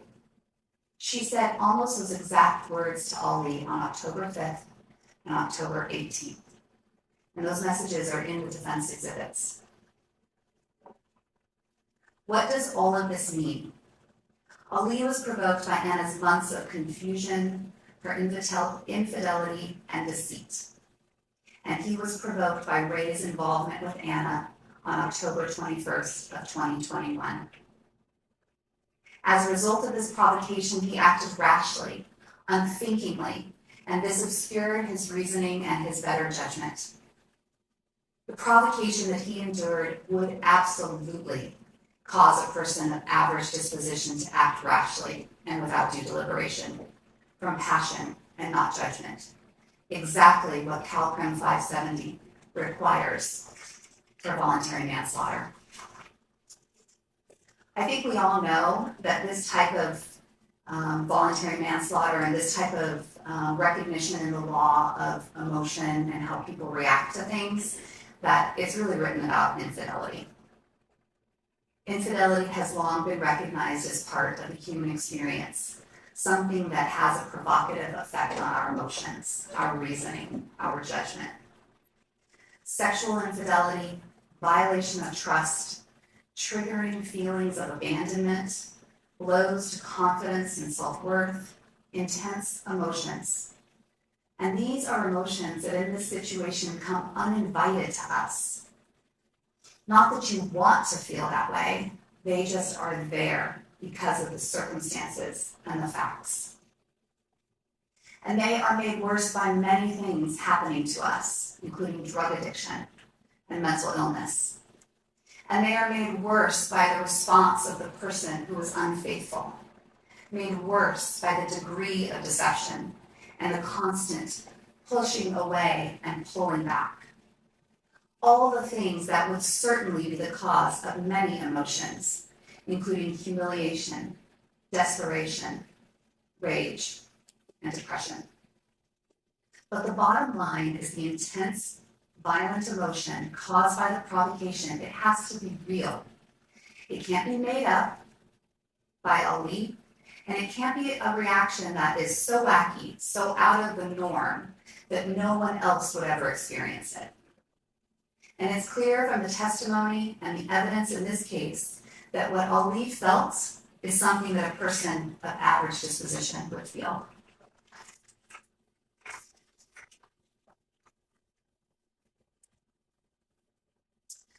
What CalCrim 570 means is almost as important as what it doesn't mean.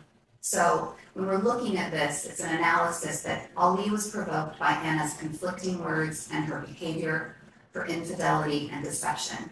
And he was provoked by Ray's sexual suggestions towards Anna early on, and his ultimate involvement with Anna on 10/21/2021.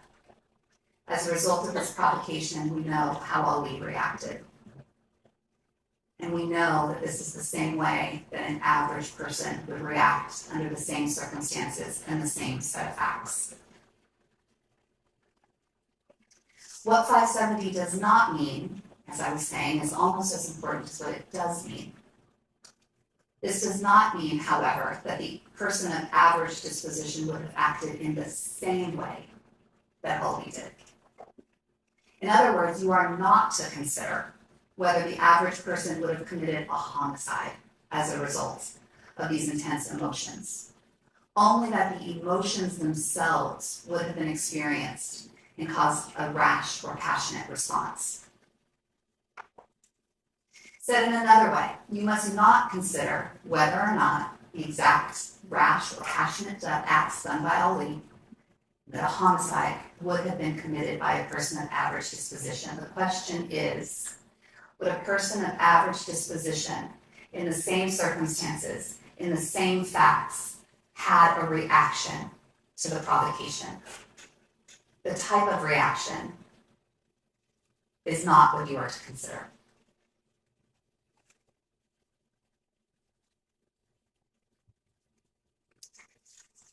I can understand how that's a little bit confusing, maybe. Some of you might be thinking, wow, this person experienced infidelity, his first love, the mother of his daughter, being lied to over the course of months, and everyone's telling him he's wrong.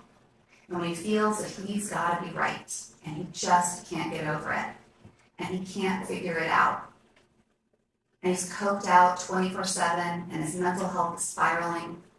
And at the point of recognition of truth, he feels rage, anger, sorrow, humiliation, desperation, all of those things. I think you're thinking, yeah, okay, I get that, I understand that. But the problem you may be having is that maybe an average person wouldn't kill 2 people.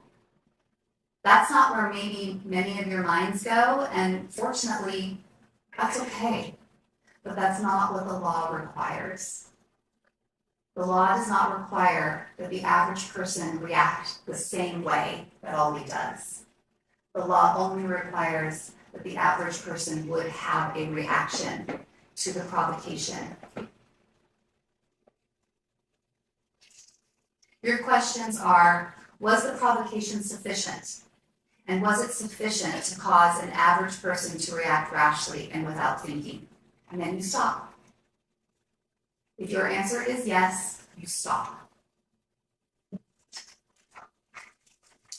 And if you think about it, it's logical. This way of thinking about it makes sense. Because if you're looking back and you're looking at the situation, you think, people wouldn't do this. And most of all, Ali wouldn't have done this if his mind wasn't clouded with emotion. He wouldn't have done this if he'd been thinking. Because that's what the law says to us in these circumstances. This is not something that people would do if they are thinking rationally and if they're using good, solid judgment. This is what happens when people's minds are clouded with intense or violent emotion because of the provocation.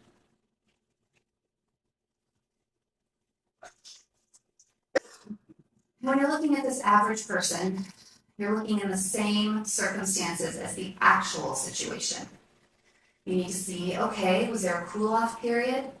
Was there a time to cool off in that 4-month period, in that 24-hour period, in that 15-minute period as Ali is listening in live time on the Discord app to Anna with a man, laughing and making fun of him? You have to look at the circumstances of that day. Look at the depths of the circumstances leading up to that day. You look at what was already going on with Ali physically and mentally, his drug addiction, his mental illness out of control, the devastation he felt at that moment.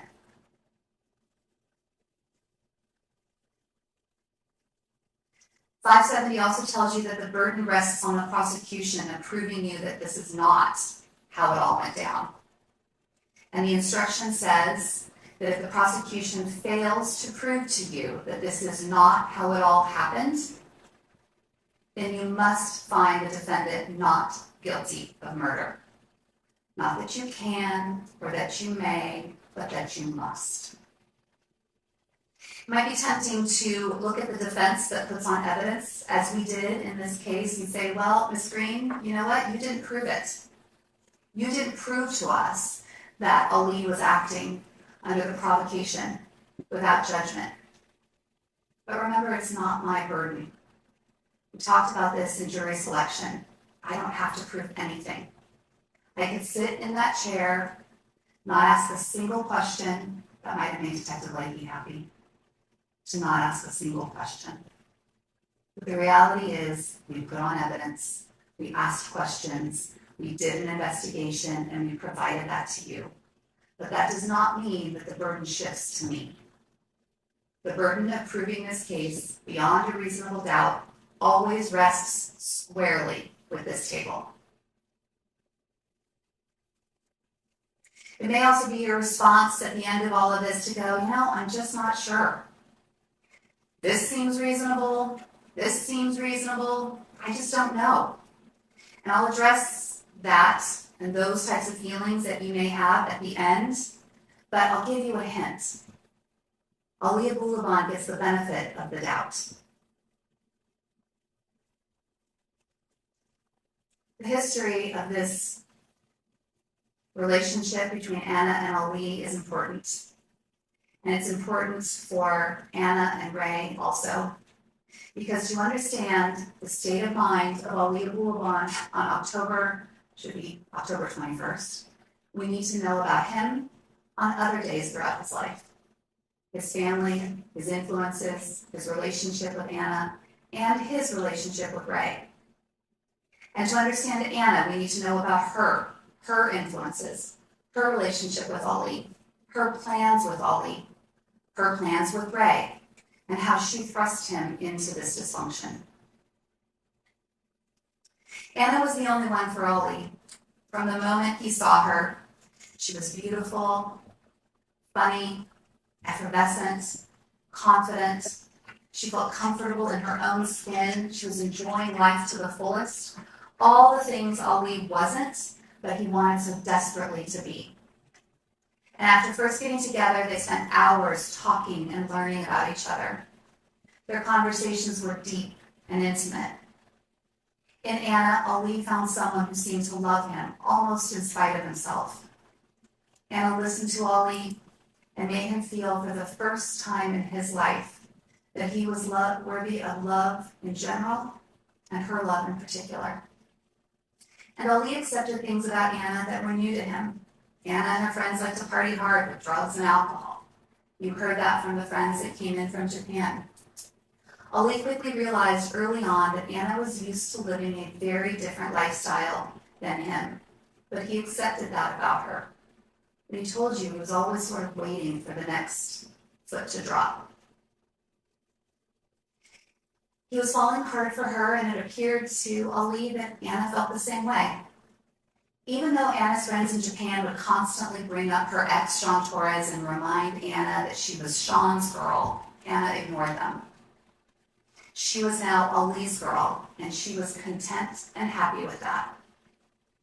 Japan is where we heard from witnesses about an incident of domestic violence. Listen to those witnesses with caution. Casey Conroy, Jacoria Sims, Sean Torres, Alexandria Coleman. They didn't like Ollie then, and they certainly don't like him now. They are certainly and undoubtedly angry at him for what he has done, and it came across in their testimony. Suddenly on the stand, adding things that they had never said before, things that were damaging and damning to this case. And Casey playing the connector to them. And according to them, although all of this was happening all the time, and suddenly it's not just limited to Japan. Now they have stories about Virginia, and now they have stories about San Diego. Things they had never said before.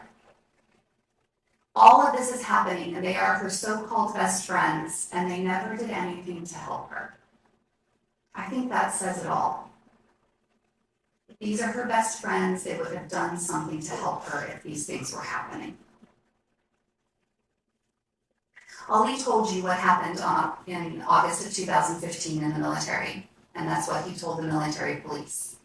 You might be wondering what Anna told the military police, but you can bet that if it was something contrary to what Ollie said, prosecution would have shown it to you. Prosecution will probably get up and say she doesn't have to produce all the evidence in a case, and that's right, the law says that she doesn't.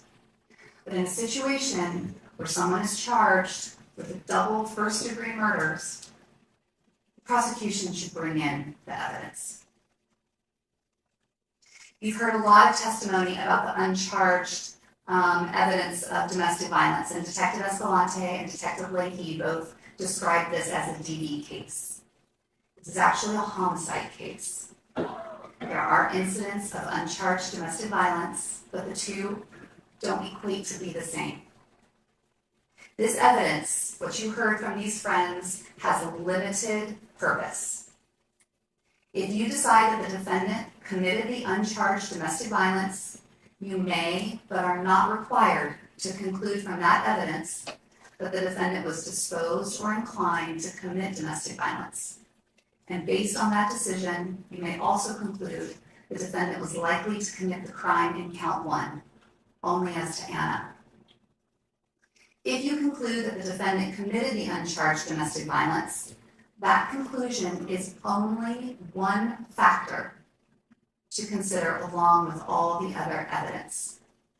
It is insufficient by itself to prove that the defendant is guilty of the crime in count 1. And as we know, the people must still prove each charge and every allegation with proof beyond a reasonable doubt.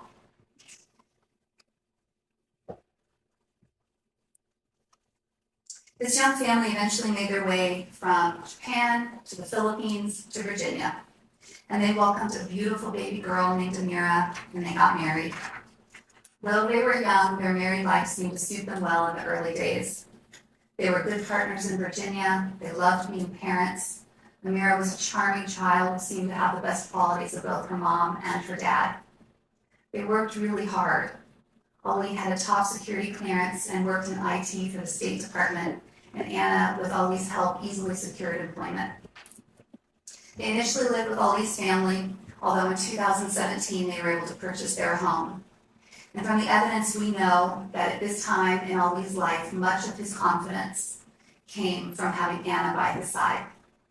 He felt lucky and happy that she chose him, and together he felt that they could conquer the world. Anna seemed to appreciate that Ali needed her and depended on her for his feelings of worth and validation. And Anna wanted to be needed. These are all very normal foundations in a marriage.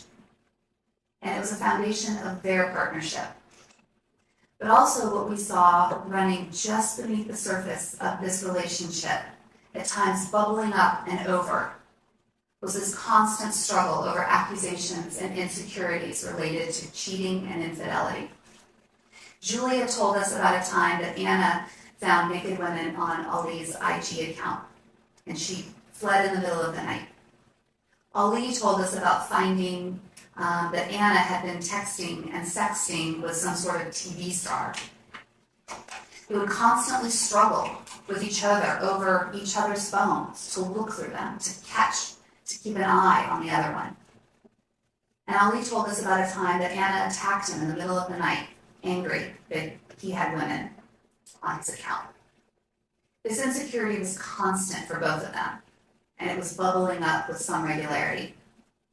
During this time, Ali's brand of gym kit was growing. Initially, Anna and Ali worked on this together, both taking pleasure in building this brand. It was something that they did in their times together.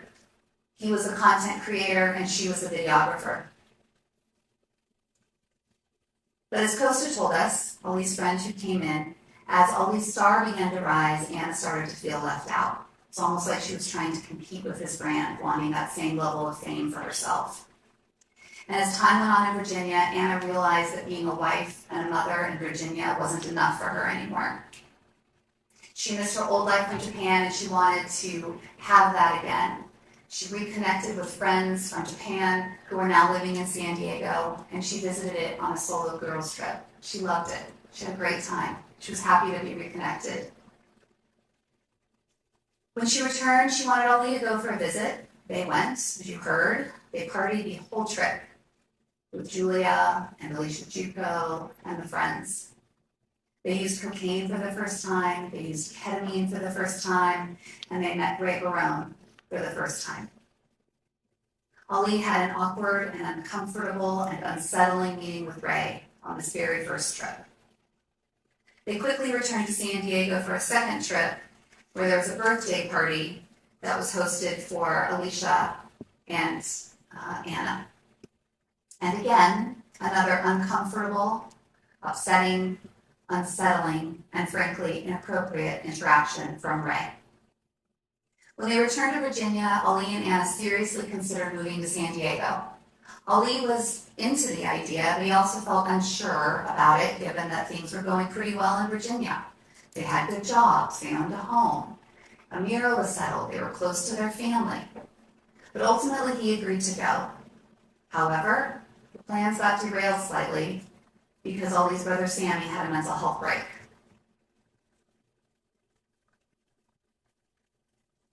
Ali's family was in turmoil. His dad and mom begged him to stay, and he didn't want to disappoint his family, but he also didn't want to disappoint Anna. Ali suggested to Anna, hey, let's just postpone the move just for a little bit until things get settled down here, but Anna was insistent. Now is the time, or I will divorce you. Didn't want to lose Anna, but the pressure to remain with his family and his brother was heavy. This push and pull happening here in Virginia.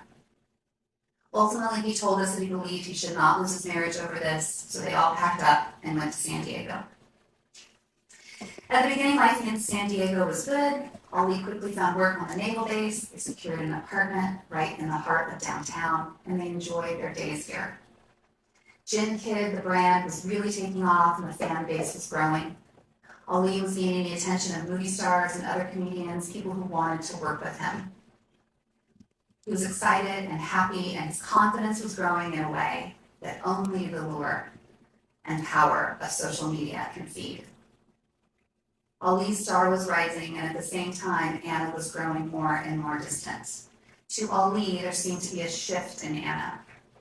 Arguments were happening regularly over all sorts of things: online fame, the traditional accusations of cheating, Ali's growing drug abuse, the way in Anna's eyes that Ali had changed. He was acting crazy and mentally ill, just like his brother.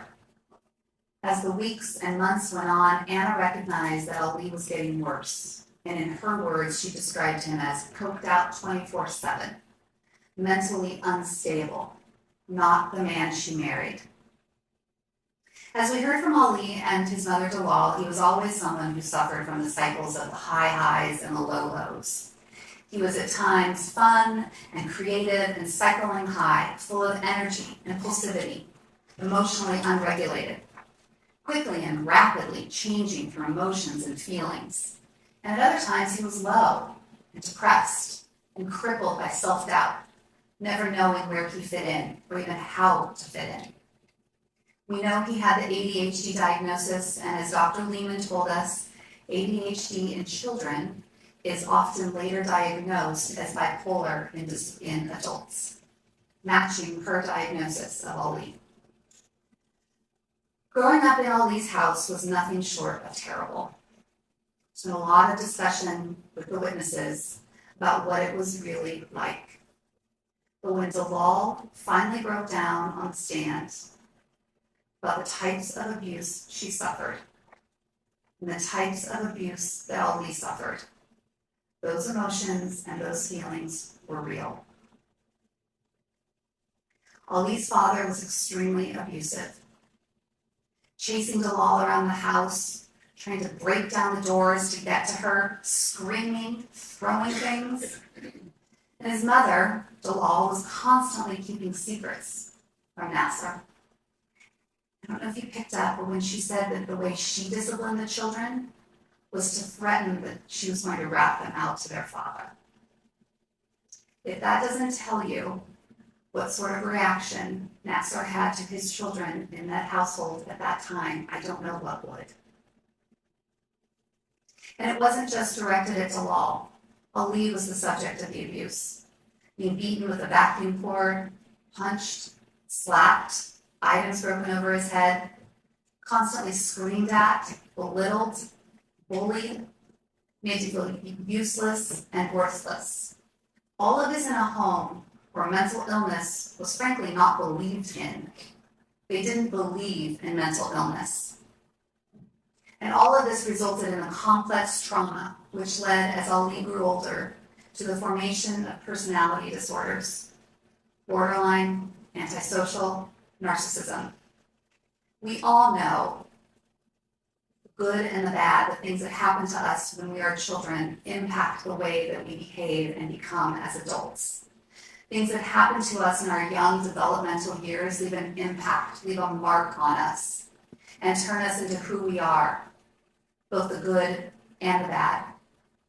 All of this trauma created in Ali someone who was insecure and easily intimidated by others, especially men.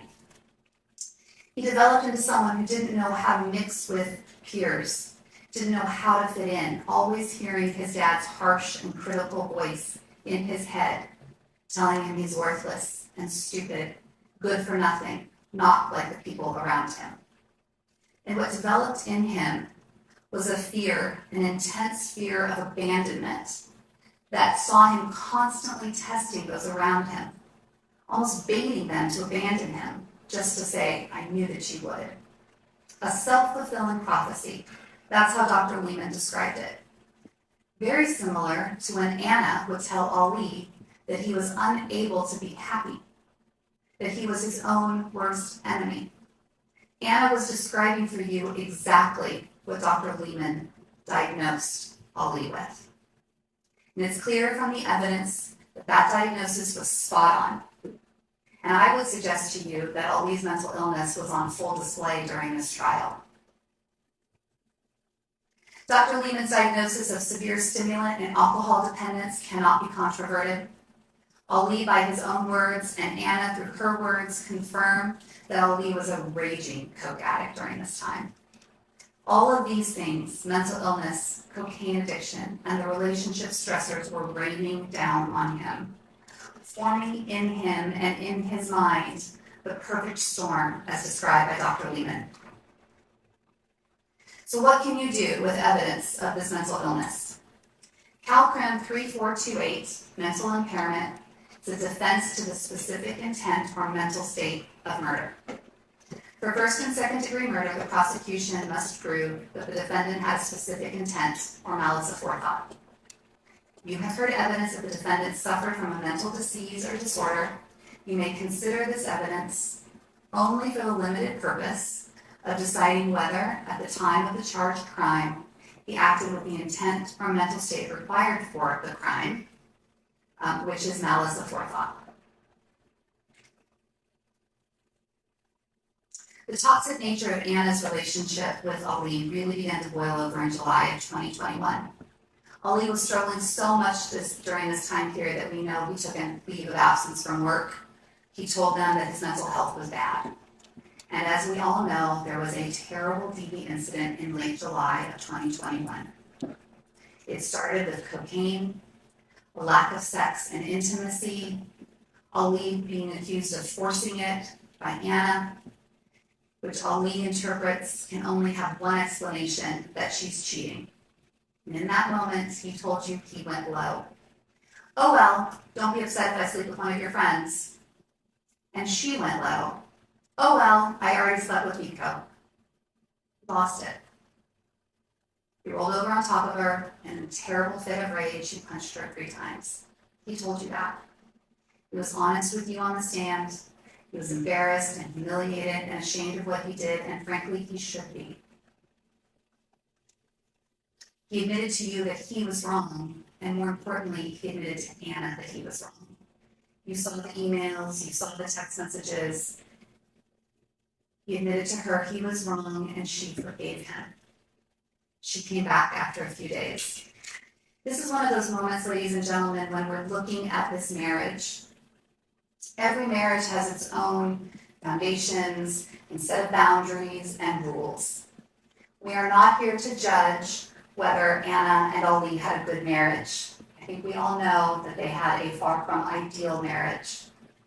We would never want that type of relationship for our friends, for our children, for anyone that we loved. But the reality is that this was the relationship they had. Moving forward through August and into September, we start to hit a really bad period for this marriage. Ali is feeling abandoned by Anna. He's thinking that her friends are sneaking in and in his mind turning her against him. In his mind, they're being disrespectful to their own partners. And Ali views Anna's unwillingness to stand up to them as problematic in his own marriage. Let me say something about respect in marriage, because we've heard this theme from the prosecution, that Ali demanded respect and he expected respect. This kind of harkens back to some kind of like old-fashioned control, power, you will respect me kind of theme. And what I will say is that I don't consider myself to be a particularly old-fashioned kind of girl, but I am married. And I don't think it's unreasonable in a marriage for a partner to expect, and sometimes maybe even demand, respect from their spouse. As I said, each marriage is so different. We cannot put our own marriage norms on somebody else's relationship. This is what it was. This was their marriage. September, as we moved in, was rough for Anna and Ali. There were 2 DV incidents pretty much back to back. We have September 8th, and it's unclear whether it was September 11th or September 12th, but it was the night of Julia's birthday party. If it were not for the defense, if we were not here, you would not have seen the video that led into the September 8th incident. You would not have seen what backed up what Anna told the police, that there was a struggle over the luggage, that Ali was trying to leave, and Anna was mad that he was taking her suitcase, so she was on the floor pulling his stuff out. And she was on the video saying all those terrible things about Amira in front of Amira. Prosecution asked Ali when he was on the stand whether Anna was joking in that video. Joking? And saying those things about Amira? To even suggest that Anna was joking in that is disgusting and ridiculous. Those were her words, and it highlights that Anna was also not in a good place at this time. Ali was going to go. Anna didn't want him to go. She was taking his stuff out of her suitcase, and he pushed her. On September 11th or September 12th, the day of Julia's birthday party, again, we showed the video of what happened. It's this constant struggle over the phone, looking at each other's information. Where are you going? Who are you going to be with? Who's going to be there? And that's how this incident started. And then we see Anna standing at the bathroom door saying, "You're hurting my finger, you're hurting my finger." The door was closed. And then she runs out of the house when Ali has her phone screaming, "Well, fuck this. Help me, help me, help me." Nothing had happened except the struggle over the phone. This is what Ali is talking about when he's telling you that she was constantly using this threat of calling the police when it actually wasn't warranted. And then when it was warranted, she called, but would later drop the charges or not participate in the prosecution. Anna is telling Ali, "Go see other people, find yourself, without me, we're done," early September. And so he does, introducing Ashley/Nikki Sanchez. The way the DA was asking Ashley Sanchez, about how things were leading up, I kept expecting for someone to say that this was a non-consensual encounter. Minute by minute, and then he touched your thigh. And then he moved his hand up to your waist. This was a consensual encounter between two adults. She wanted to use blow, he had blow. She wanted to drink wine, he had wine. They went to his apartment, and she was the first person to say, "We're gonna have sex." And he said, "Okay." Didn't work. There's some things going on with her physiologically. But what happened is that she says, "I'm so afraid of him, I'm so afraid of him." Except that doesn't make sense, because she took him to her apartment. She took him inside of her apartment. And then after that, they went back to his apartment. You're so afraid of someone that this guy's a creeper and he's weirding you out. You don't hang out with him. You don't let him into where you live. You're going to go back to his apartment. Judge her testimony and her credibility with caution. What do we know happened after that? Anna wanted to be back with Ali. He picked her up on September 21st at the Starbucks on base where she was staying with Claire. We know that Ali had a pass to be able to get into any base, and we know that at no time did Ali take advantage of that to surprise Anna, to show up unannounced, to show up uninvited, even though he knew where Claire and Anna were living. They went back to the apartment, ready to hang out, and then Anna, out of nowhere, flipped out. But a friend of Ali's had left a bike in the apartment. What? She tells him he's a loser who lets people use him over a bike. Another sign that Anna was also not well during this time. Anna leaves and is downstairs, and then the next thing we know, because we heard it on the recording, Anna busts back up into the apartment because Ali had said something to her in kind of classic Ali fashion. More insecurity and allegations of cheating. He told her something about Nikki. And we know it was about Nikki. I use the name interchangeably, Nikki / Ashley, because Ali knew her as Nikki. Anna flies upstairs. Who is she? Take me to her. Who is she? Let's go. I want to meet your girl. What was Anna going to do? Was she reacting to passion that she was feeling in that moment? Was she reacting to provocation in that moment? She took Ollie's phone from him. We heard it on the audio. Give me it. No, give me it. No, back and forth. She wanted to go through it. She wanted to look at it. And this is a time, remember, on September 11th or 12th, Ali took Anna's phone. And the prosecution tells you that that's an example of domestic violence, right? But when Anna does it, it's just her wanting to look at Ollie's phone. Conduct in that moment is the same. It's just a different standard for Anna than it is for Ollie. What we know from this incident is that Anna was acting like a jealous wife, not someone who was separated or broken up. And on September 21st, they apologized to each other.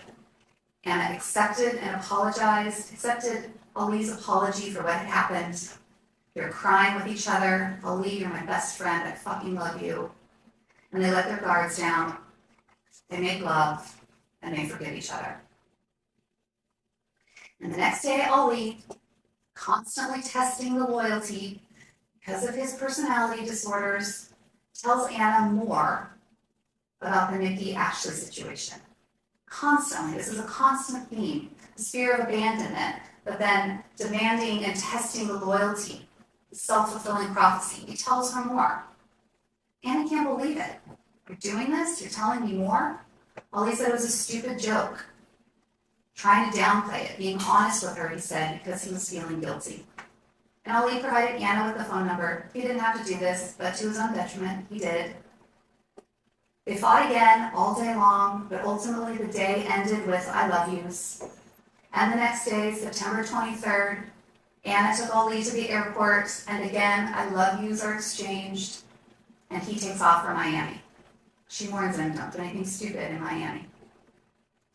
And while he's in Miami, out of nowhere, Anna blocks him. He can't reach her, he can't find out what's happening. This blocking thing is like another constant theme running through this relationship, right? These are two extremely immature people that instead of talking about their feelings in a very rational, normal way, they result to blocking each other. And Anna knows the impact that this will have on Ollie. It makes him absolutely crazy. And she does it often and with reckless abandon to hurt him and to torture him. I mean, honestly, I think we all know this. No one on this planet knows how to hurt you more than someone you love, in particular your spouse. They know your vulnerabilities, they know the things that upset you, and at times, I'm guilty of it, at times you go low because you know what's going to hurt that person.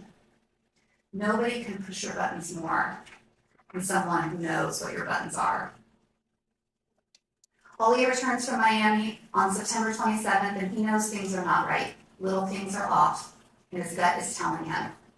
The seats are different in the car, there's unusual alcohol in the house, lingerie that appears to have been worn that he's never seen before. And what do we know from Julia? That same weekend, she and Anna went out. They met up with Ray and a friend of his at the club. They all returned to Ali and Anna's apartment, and while Julia denied that anything happened between Anna and Ray, we know that Anna wasn't being honest with Julia about Ray at all, because Julia and Ray used to be an item. We have proof that by October 1st, a mere 10 days after crying and making love with Ali, a mere 8 days after telling Ali that she loved him, a mere 6 days after picking him up at the airport, Anna and Ray were sleeping together. Anna wasn't done with Ali in 10 days. She wasn't over Ali in 10 days. Hearts don't work that quickly. She was with Ray to hurt Ollie. she was trying to get back at Ali. And we don't have any idea what Anna was telling Ray about her relationship with Ali.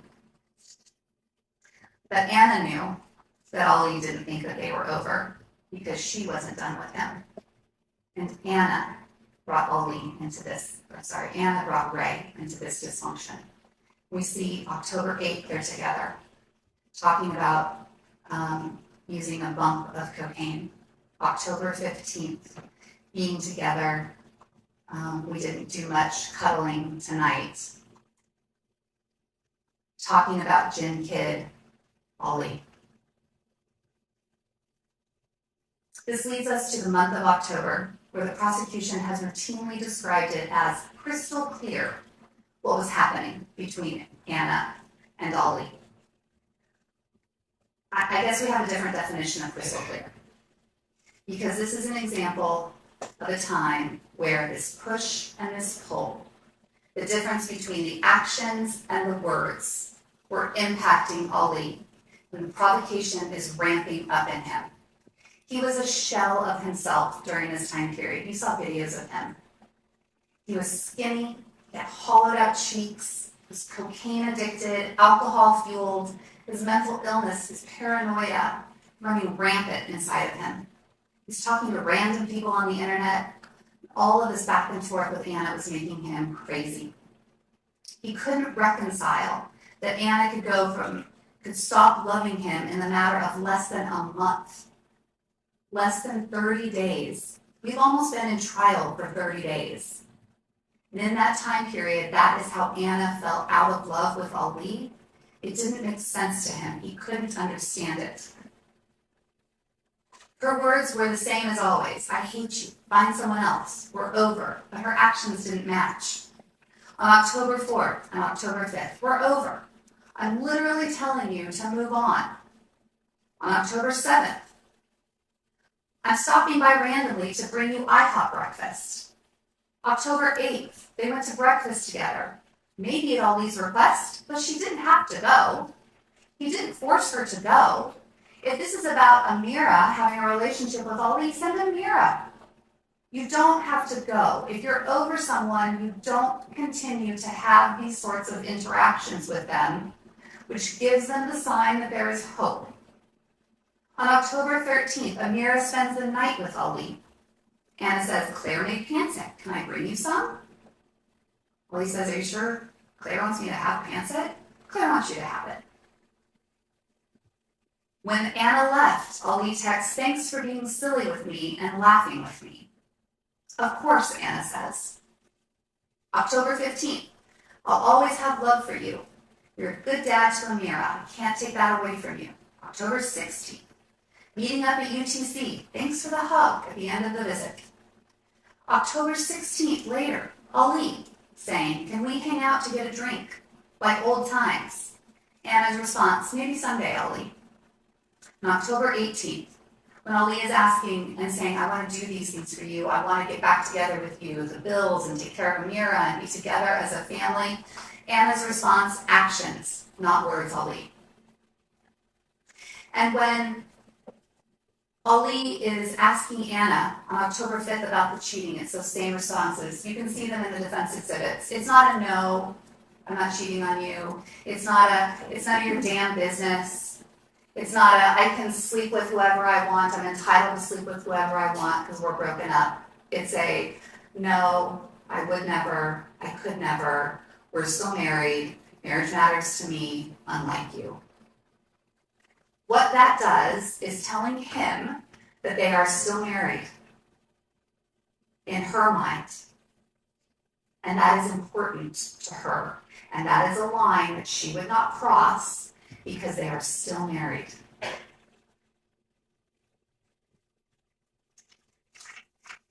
This is like water dripping on his forehead all day long.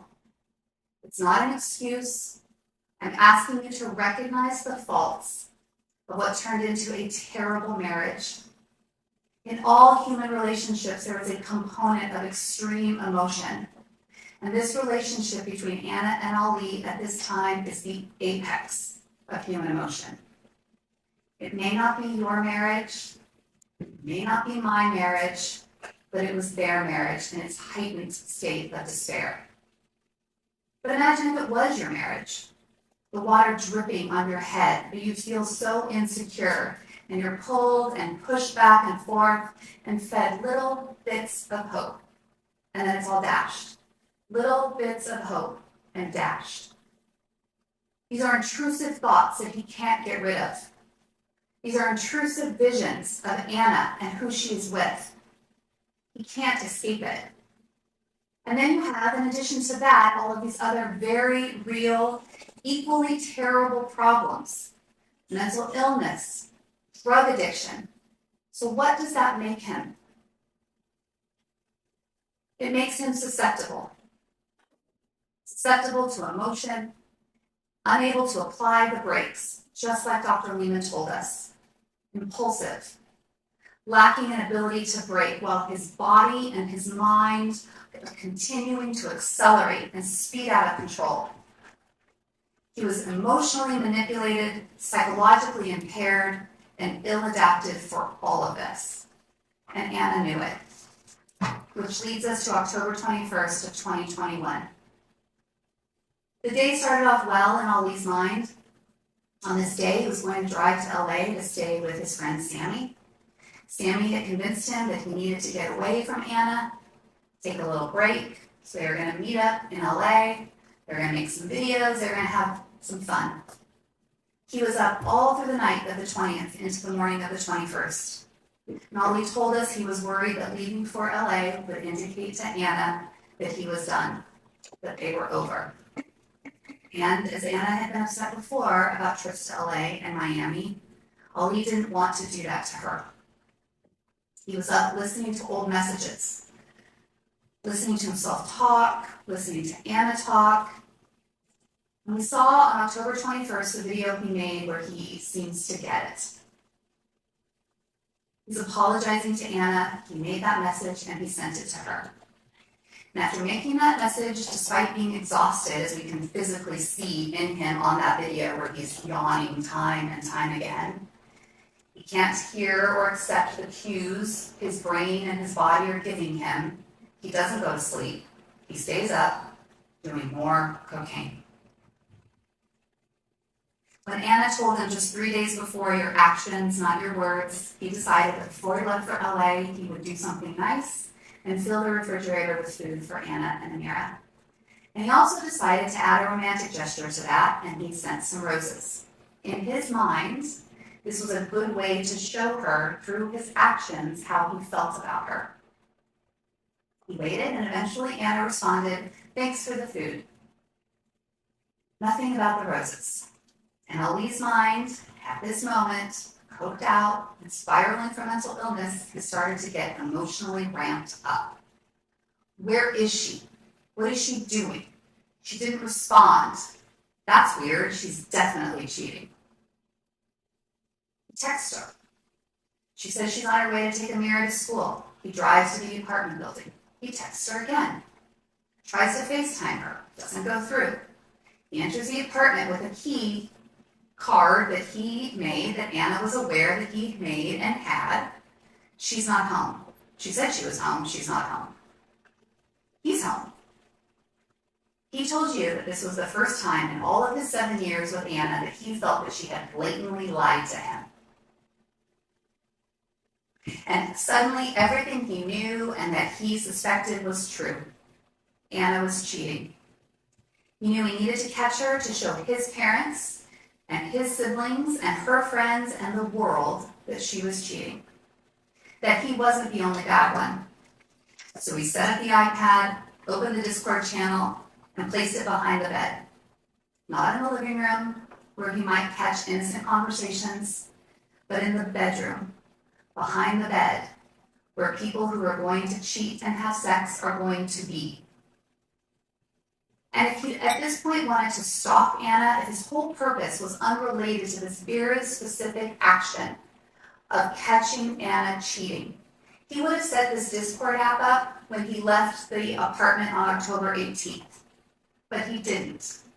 Setting it up on this day, behind the bed, was a very direct reaction to her lie and him catching her in it, and needing the proof to tell him and his world that he caught her, that his suspicions were real.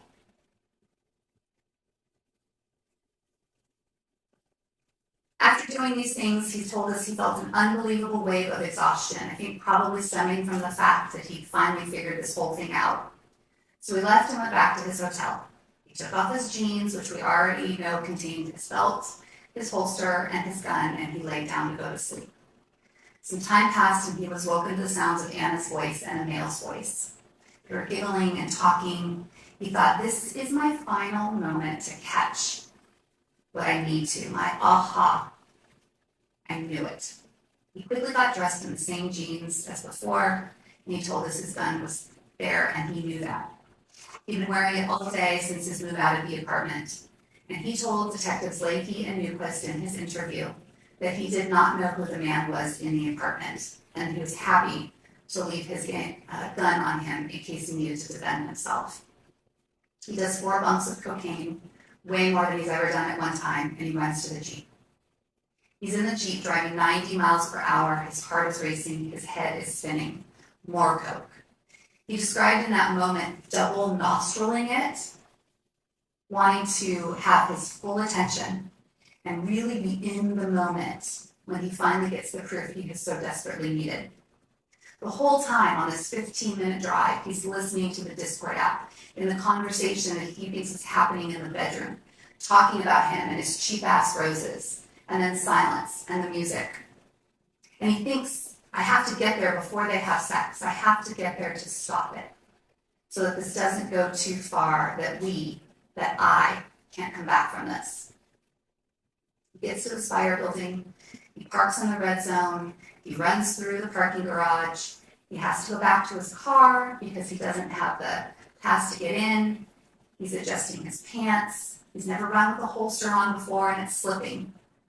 He got to the elevator and he turned on his phone to record the incident. And in the past, we know that Ali was constantly recording these in-person interactions he was having with Anna. He was paranoid about the way Anna was treating him, and in his mind, manipulating him. Sometimes in those recordings, they went bad. We know that. The October 17th incident, he was recording that, and it went bad. And he told you in those moments, just like in this moment, he didn't record them thinking with an intent that something bad is going to happen. It doesn't make sense that someone who has a plan to ambush and execute people would record it. That's just not something that people do. He turned on the record feature to protect himself and get the proof he needed.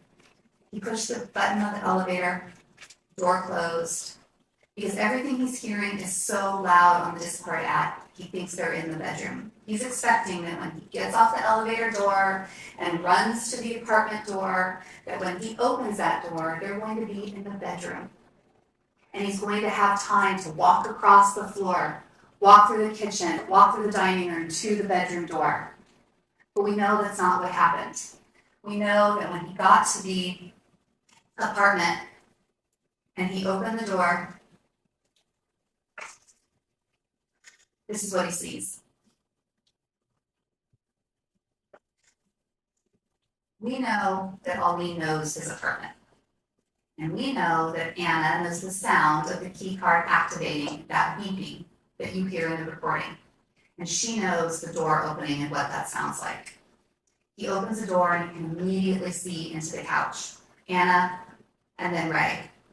Ray cocks an eyebrow and does a chin nod. Ali described in that moment feeling immediately betrayed, hurt and angry, violent and intense emotion. And he's overcome with what he's seeing. She's cheating, and with all people, Ray, this doesn't take minutes to process. It's literally seconds to see faces. In a fog, he told us he pulled out his gun, not with a bullet in the chamber. Anna, what the fuck? Raxet fires. Ali says, whoa, because it's loud and startling and shocking. And he tells you he can't stop. He's being pulled forward, almost as if he's propelled towards them. Racks again, shot, shot, shot, shot. He can't stop. He's in the passenger seat of his body. He tells us it's a blur. The final rack and the final shot. We know that Ali has experience with guns and with this gun. And he knows that after the first rack, which would put a bullet into the chamber, which is the first thing we hear, that you don't have to rack it again to keep shooting. The fact that he is doing that is an indication that he is out of his mind and he doesn't know what he's doing. That is absolutely unnecessary to do to keep firing that gun. He remembers walking towards the door of the apartment, opening it, but not leaving, looking back and screaming for Anna, that he can't believe what's happening, like he can't believe what he has done. He doesn't remember taking the pictures, but he admitted that he did. The DA suggested that he was proud of it. I don't know, wanted it as a keepsake, but frankly, that suggestion is disgusting. If he was proud of it, he wouldn't have sent it to his mom and dad to try to convince them that he had actually done this. He would have loaded it up onto the internet for the world to see. That's what somebody does when they're proud of something. He left the apartment, he's walking in the hallway, pacing, talking to himself, what the fuck did you do? Talking to himself, sobbing and crying. The DA wants to tell you that he has no emotion on that Nest camera, where the DA has written words scrolling across the bottom. The word sobbing is on there, because that is what he is doing. He's talking to himself, he goes back into the apartment, he's looking at Anna, he notices her hand is clenched, and he looks inside. Oh yeah, cocaine, not a surprise. He's looking and trying to process what he's done and what's going to happen next. He screams her name again in sheer disbelief for what he has done to her. He leaves the apartment, he calls his mom, he says, I killed her, I shot her, and there was another man in the house. He waits for the elevator, and when it arrives, he doesn't even notice that it's actually going up. He's so desperate, he gets on the elevator going up.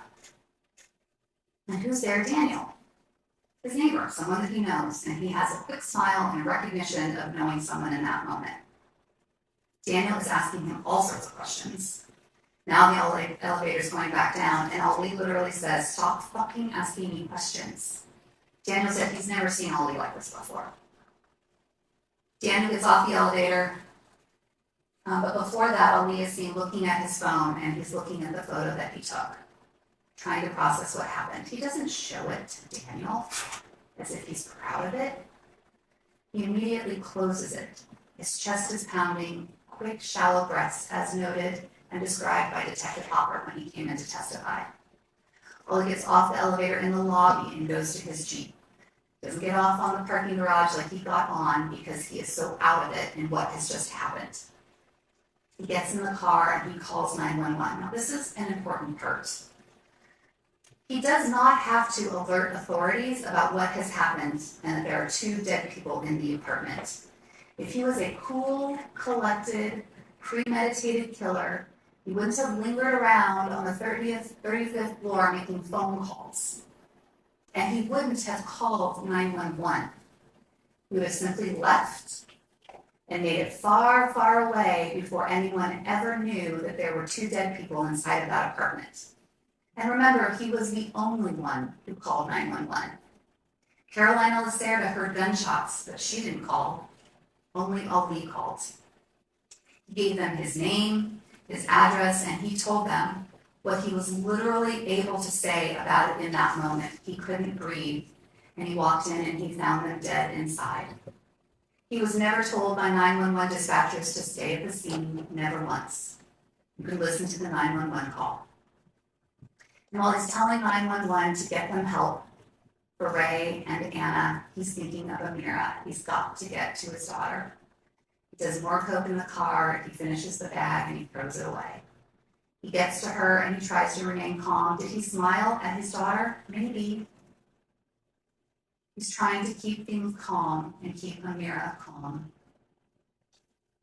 He loads her into the car, he's talking with his mom and dad, trying to come up with a plan of what to do with Amira. That entire conversation is about what to do with Amira. They want to tell you that it's evidence that he was trying to flee. The conversation was mom saying, let's meet 3 hours away. And Ali said, Mom, that will take too long. I can't hide with Amira forever.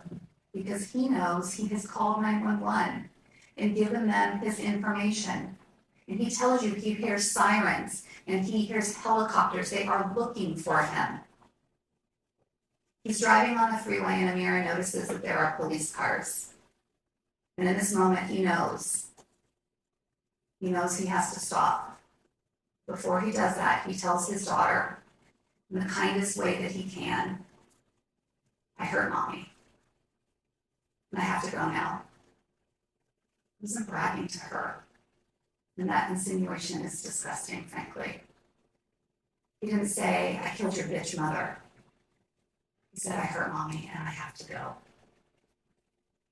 He pulled over and he was arrested. And in that moment, he describes it as very sobering. He's trying to remain calm. There's a police dog, multiple police officers, guns are pulled on him. He's trying to tell them that his daughter is in the car. Please don't shoot her. Please don't shoot me in front of her. She's there, please. And he is trying to be as sober as he can. And he tells and asks the officer, did the ambulance make it to my wife? The arrest and the processing. And we know that the search warrant obtained by Detective Escalante included a probable cause statement that Detective Newquist noted things about Ali that made him think that Ali was under the influence. The warrant was granted and the blood sample was obtained. And Detective Newquist was correct.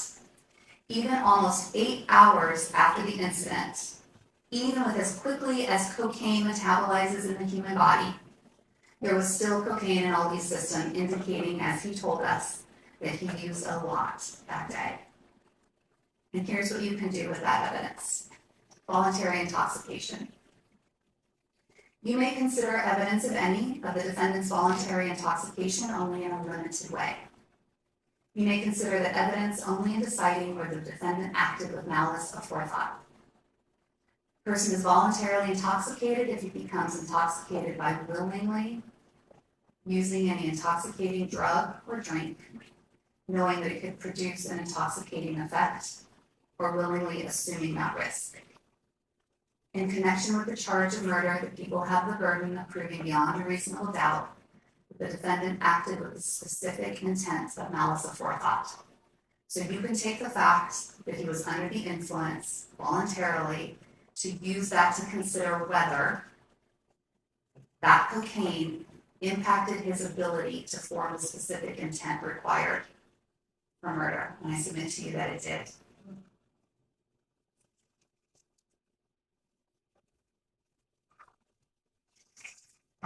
There are a lot of things suggested to you by the prosecution of evidence of, I don't know what. Internet searches for trash cans, internet searches for chopped bodies, plus cartel, things that frankly don't prove anything in this case. What they do, and what she's trying to do, is paint Ali as a monster. Paint him as a bad person, so that you will convict him based on that. Because I submit to you that if the prosecutor thought she had a first-degree murder wrapped up, or a second-degree murder wrapped up, and could get that conviction, she wouldn't give you this type of junk. Internet searches for porn, throwing out there yesterday that he's searching teen porn, knowing that he's in custody and what that can do to someone, the dangers of that to someone in custody. But she didn't show you proof of that. She just threw it out there. Evidence that she took a statement or had some sort of information that Ali spoke to Brian Edwards in custody and was bragging to him. He denied it. Where's the proof of that? Again, another example of throwing out this junk.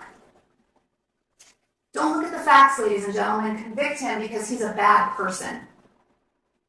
Why didn't she show you his interview with the police? Why is it that the only time you heard about any of the facts of that interview was from me on cross-examination with Detective Leahy? Why didn't she show it to you? because it backs up what Ali was saying. And it backs up the way he described it. And it backs up the level of provocation, and we know that. Because Detective Leahy was there for that interview. And when he talked to Dalal Wara, about 30 minutes later, the way he described it to Dalal was that Anna drove Ali to the brink. They didn't want you to see that interview.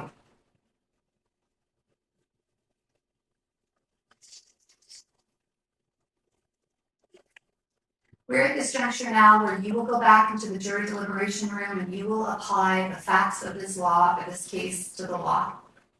We know that Ali was emotionally, mentally, and physically compromised. And this is the history that on October 21st of 2021, we see Ali, who is a man that for the months leading up to the day, he was unraveling. He was not sleeping, he was not eating, he was stressed out about Anna and her cheating.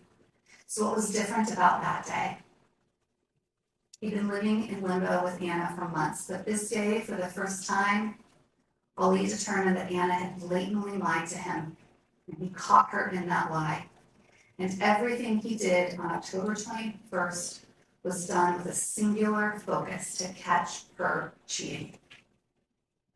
These are the circumstances and the facts that he was in, and the situation that the average person needs to understand to see if they would react rashly to the provocation.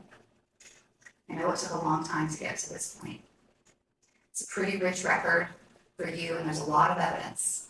And again, from Calcrim 570, you need to determine whether someone in the same situation with the same facts versus an average disposition would have reacted from passion rather than from judgment.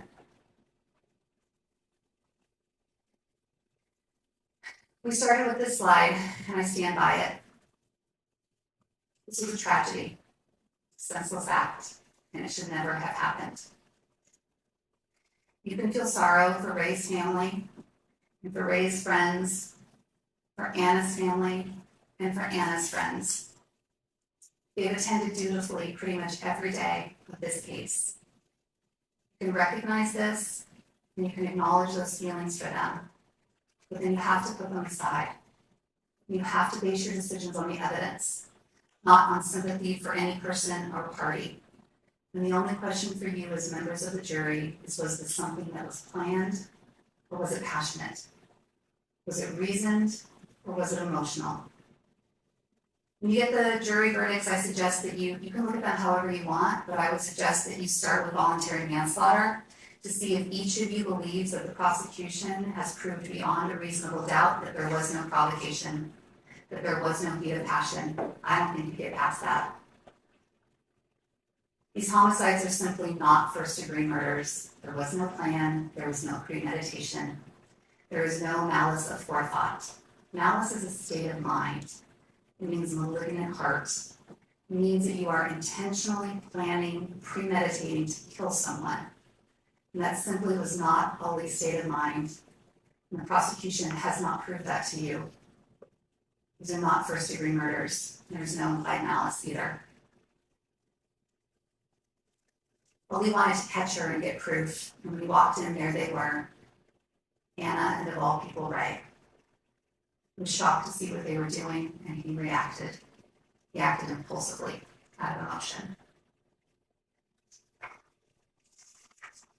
These are also not second-degree murders. When we're talking about what you can do with this provocation, it takes it from, reduces it from first to second, and second to voluntary manslaughter. If these were second-degree murders, we would say, okay, it's like provocation light, or it's like heat of passion light. Maybe something that made someone angry, but it's less weighty than what we have here, right? It's like a short-term relationship that ends in fidelity. Maybe that's a second-degree murder, you just sort of react. But it doesn't have the weight of the provocation that we have here. It's something that's less meaningful than what we have here. It's pretty reasonable and I think clear from this case that the prosecutor and I are arguing it from very different perspectives. But we see evidence and circumstantial evidence and direct evidence all coming together in very different ways. So when you're looking at this, what we talked about earlier, What do you do with circumstantial evidence that has two or more reasonable conclusions? One pointing to guilt and one pointing to innocence. And this is something you'll see with the state of mind. What was he thinking? What do we do if we think, gosh, well, that seems reasonable or that seems reasonable? What do we do with that? Calcrum 224 is where you go for this. It says that you must accept the conclusion that points to innocence. There are two or more reasonable ones. One points to innocence and one points to guilt. You must accept the one that points to innocence. You must only accept the reasonable conclusions, and you must reject any conclusions that are unreasonable. This is a case in a situation the law provides that Abulaban gets the benefit of your reasonable doubts. That's the law. The prosecutor didn't talk at all about her burden of reasonable doubt and what the standard is, so I'll cover it. The defendant in a criminal case is presumed innocent. Presumption requires that the people prove the defendant guilty beyond a reasonable doubt. Whenever the people must prove something, it has to be proven beyond a reasonable doubt.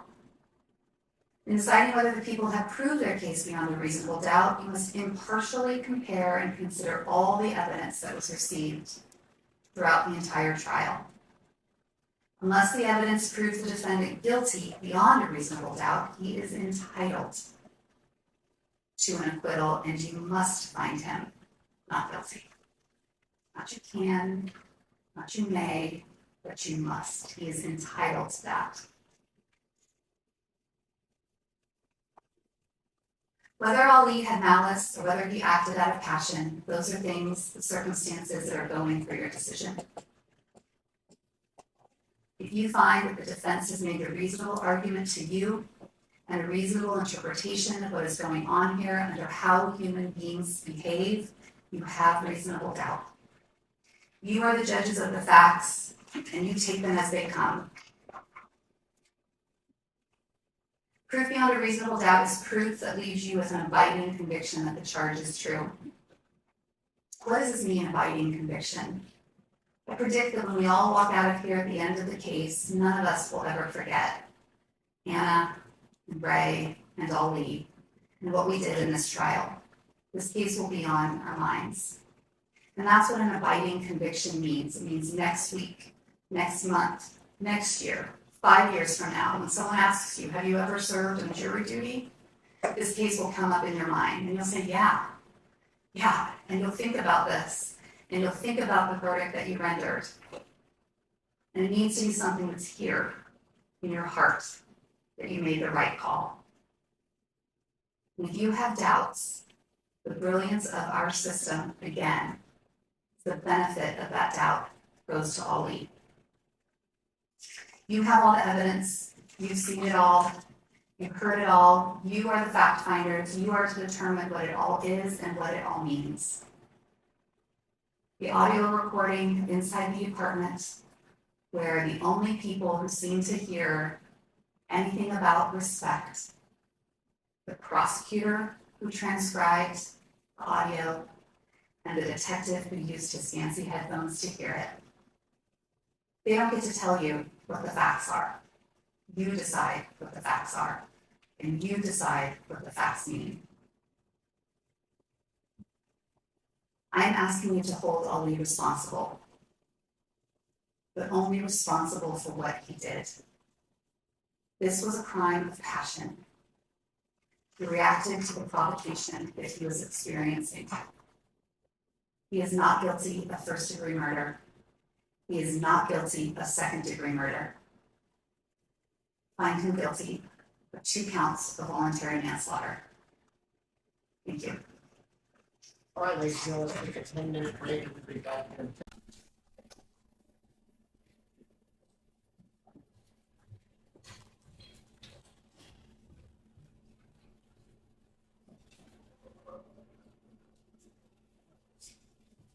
Please remain seated. Come to order. Orders again. All right, you're up. Thank you. Rebuttal. Reasonable doubt is proof that leaves you with an abiding conviction that charge is true. It is not beyond all any doubt. It is not beyond all possible doubt, all shadows of doubt. It's beyond a reasonable doubt. And the defense doubts that they raise are not reasonable. Defendant's many lies are not reasonable. Reasonable doubt is not conflicting stories. The defendant's story versus all the other witnesses. Reasonable doubt is not minor inconsistencies that the defense brought up. The doubts the defense raised in this case are not reasonable. We're not here to put Anna on trial. A lot was said about Anna and the things that she's done. We know that she liked to party. We know that she used cocaine. We know that she had some jealousy concerns in the past in Virginia, even in San Diego. We know she wanted to move here. We know there were some things she said to the defendant a month prior in September about jealousy or wanting to see his phone, things like that. She's not here on trial for any of those things. She's not on trial because she was with Ray. There was a lot of blaming in this trial. Virtually everything, the defendant had a blame for everything. Everyone and everything else was to blame but him. And Anna was the biggest blame. She is not the one on trial here. He is. We're not here to put Ray on trial for liking Anna. He is entitled to do that. He's entitled to find another woman beautiful. He's entitled to start dating another woman who's separated from her husband. He is not the one here on trial. And he is also being blamed for something he said a year prior at a party. He is not to blame here. We're not here to put the witnesses on trial. The defense has used Sergeant Leahy's statement to Dalal Wara as some kind of support for the defense. That is not how he meant it, and he told you that. He told you that he told Miss Wara, the defendant said Anna drove him to the brink. That was the defendant's words. Those were not Sergeant Leahy's words. He did not believe that. At no point did he believe that Anna was at fault for what the defendant did.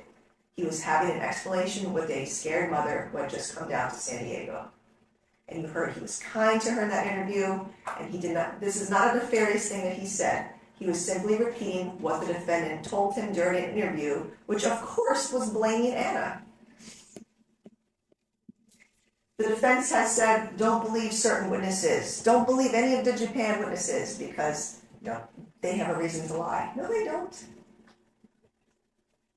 What reason does Shakur Sims have to come in here and lie? He doesn't have any reason to do that. The friends tried to help her. Defense may claim no one called 911, no one tried to stop the behavior. That's not the friend's responsibility. It's the defendant's to stop his behavior. The friends did try to help. You heard about several friends telling Anna, giving her advice, I shouldn't be with him. He's abusive, he's controlling, things like that. And just because Casey and Sean didn't say every single thing that they knew in their interview with the district attorney investigator doesn't mean that what they're saying in court is not true. People don't remember every single thing in life that has happened to them or that they've seen. That doesn't mean that they're lying. And again, they're not the ones on trial. He is. The defense wants you to believe the defendant's version of events. They want you to believe his feelings about Anna and this heat of passion claim based on his state of mind. We know that he is a liar. I could put hundreds of slides up here with all the lies that he has told throughout the course of this case, throughout the course of his past, in text messages, and so on. I'll highlight a few for you, though. The defendant said to the psychologist that his dad hit his mom. But how he testified here in court was that his dad chased his mom and yelled at her. He never testified that he hit her. He told the psychologist that he met Anna at the gate. No, he did not. He met her through Sean. He wants to make it seem like there was some unbelievably romantic way he met Anna. No, she was dating his friend and then started dating her. He made up this whole story about that Japan incident that he just slipped and fell and knocked Anna over. And he swung once at Jakora Sims and then he fell over because it was a foam party. Those are lies. He punched Anna and he swung at Mr. Sims. And then he lied to you on the stand about his discharge and blamed it on his staff sergeant. Again, more blaming. It was his fault, he was violent, and that's why he was discharged. He testified, I never got violent in Japan. Well, first he said, I don't remember these incidences in public. And then he said, no, I was never violent. But we know that's not the case. He testified he wouldn't hit Anna in public. And then he caught himself because he realized he said something bad. And he tried to fix it, but he couldn't fix it. First of all, the truth is he would hit Anna anywhere. And then what's something else we know? Not only did he hit her in public in Japan, but he hit her in public in San Diego in that parking lot of the restaurant. He's trying to tell you that Ray said, is that your bitch? No, Ray never said that. He wants to paint Ray as a bad guy to add to the provocation. Ray was not. You heard how Ray was a wonderful person, a wonderful supportive friend. What Ray said was, you're lucky to have her.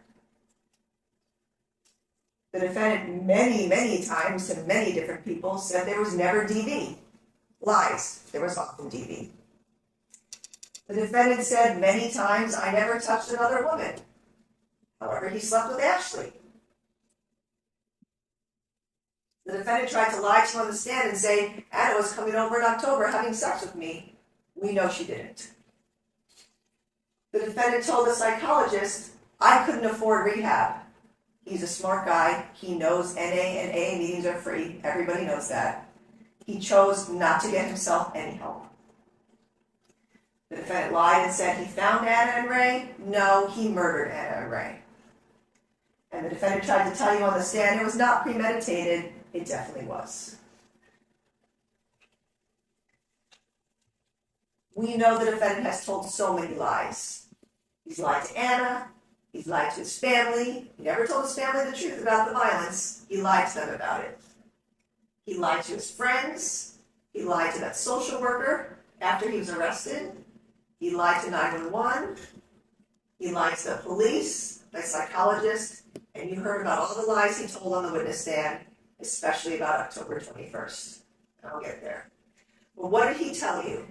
He lied to reduce his damage. That's why he lied about the DV incidences, and that's why he's lying now about the murders. He's trying to reduce his damage. You cannot believe a word someone says when you know they're a known liar. It's not a one call, a lie. I found them on the couch. I found them dead. I'm leaving. I don't know who the guy is. He knew it was Ray. I just walked in to go check on them. It's not that he wasn't ready to tell the police what he did. It's that he was covering for himself and making a defense. He was never going to turn himself in. Now let's talk about the biggest lies that he told on that witness stand. It was about October 21st. What did he tell you? He testified to this on direct, and then I had him go over it again. Oh, this is what you said, right? This is the order you said everything happened? Oh, yes. Okay, lies. He told you that he knocked on the door, he saw those crushed flowers, so he got upset and he rummaged through the apartment, and then he assigned that trash photo to Anna's profile, and then he paused his audio for a phone call with her, leaving the apartment and going back in. Then he trashed the apartment, then he threw out the clothing in the trash chute, and then last he put the Discord application activated on the iPad. We know that's a lie. What really happened is he looked up those trash cans because he was thinking about killing. Then 25 minutes later, he entered the apartment. He immediately activated the Discord application since that was his plan. Then he made that audio recording of him trashing the apartment, and then he called Anna on the way out. And why did he lie to you about this? Because he wanted to make it seem like he didn't have a plan to spy on her, but he did. And that's the first thing that he set up. And the biggest lie of all, his ludicrous explanation of the shooting. He testified to this on direct, and I again had him summarize it. Oh, so this is the order you say everything happened? Yes, okay. He said he opened the door, so he has to open that big door, and then he sees Anna and Ray on the couch. But actually, he only sees Anna first. She's leaning forward, so she's blocking Ray. So the defendant can't see Ray at first. And at some point, Anna leans back, and then Ray leans forward, and he said Ray looks at him, and he makes that head nod. And then the defendant notices, oh my God, that's Ray. No, that's that guy I hate. And then he feels the betrayal. Anna betrayed me. And then he took out his gun. And then he snapped and started firing. That is an absolute lie. Because you heard that audio recording, and all of those things I just described, and you heard how long it just took me to describe them, and you heard how long it took him to describe those things on the witness stand. Way more than 1.5 seconds. Okay? What really happened, as I've told you, he pulled out that gun before he entered the apartment, he opened that door, and he immediately racked and fired. And the defendant had zero explanation for you as to those bullets on the ground. And that's such a crucial piece of evidence in this case. Because how would 3 live bullets get on the ground in that apartment unless his gun was loaded when he entered? You should not believe anything he said on the witness stand, especially about his feelings of betrayal and the lies he told and the fake crying he did. Let's look at some things that he testified to. Again, would it be violent without in public? That's a lie. He admitted he lied about domestic violence to prevent damage. He admitted that he was carrying his gun for days. We know that's true because after his fight with Anna, he was carrying his gun, waiting for his opportunity. Something he said on the stand was he wanted Anna to feel the pain that he was feeling. He didn't realize it, but he was testifying and giving motive. He wanted Anna to suffer like she made him suffer. That was not her fault. She was entitled to leave him. But he suffered because she left him, so he wanted her to feel pain, and that's why he killed her. The defendant also told you during his summary of the shooting, I assessed the apartment when I entered, and then I saw it was Ray. And at that moment, he's like, I saw Ray, and those feelings came back, and I fired. Well, he added there an extra layer of deliberation and premeditation. Because he already had the premeditation before, because that was his plan to kill. But when he entered and said, oh, that's Ray, that's that guy I hate, he was dead. He thought about it being Ray, and he deliberated again inside and killed him. The defendant told you he couldn't stop during the shooting. Those were his words. He did stop, though. He fired 6 bullets, he made sure his victims were dead, and then he didn't fire the rest of the bullets in his gun. He was lying that he couldn't stop. He planned this out. I'm going to fire these bullets, I'm going to kill my victims, and then I stopped, and then I discharged the rest of the bullets in Anna's feet.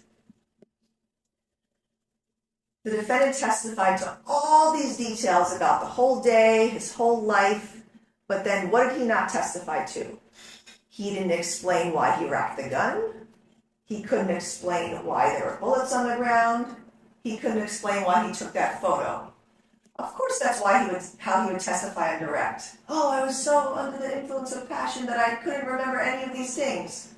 Yes, you did know those things, because when I started to cross him, he started answering some of them. Then he knew what shot he fired first into Ray, in his head. Then he knew specifically how Ray landed on the couch. Then he knew where he fired the cheek shot. Oh, he said he went up to the couch, like pointed the gun like this towards Ray's cheek. I said you had to be over the couch, like basically towards the back to have done that. You were so close. He knew how many bullets were left in his gun that he had to take out of his magazine when he put it in the safe. He knew exactly how he unloaded it and what magazine he used. He knew there were 3 found. He's like, oh, the one I used was the one that was empty. He knew all of these things because he planned it and because he was lying on the stand.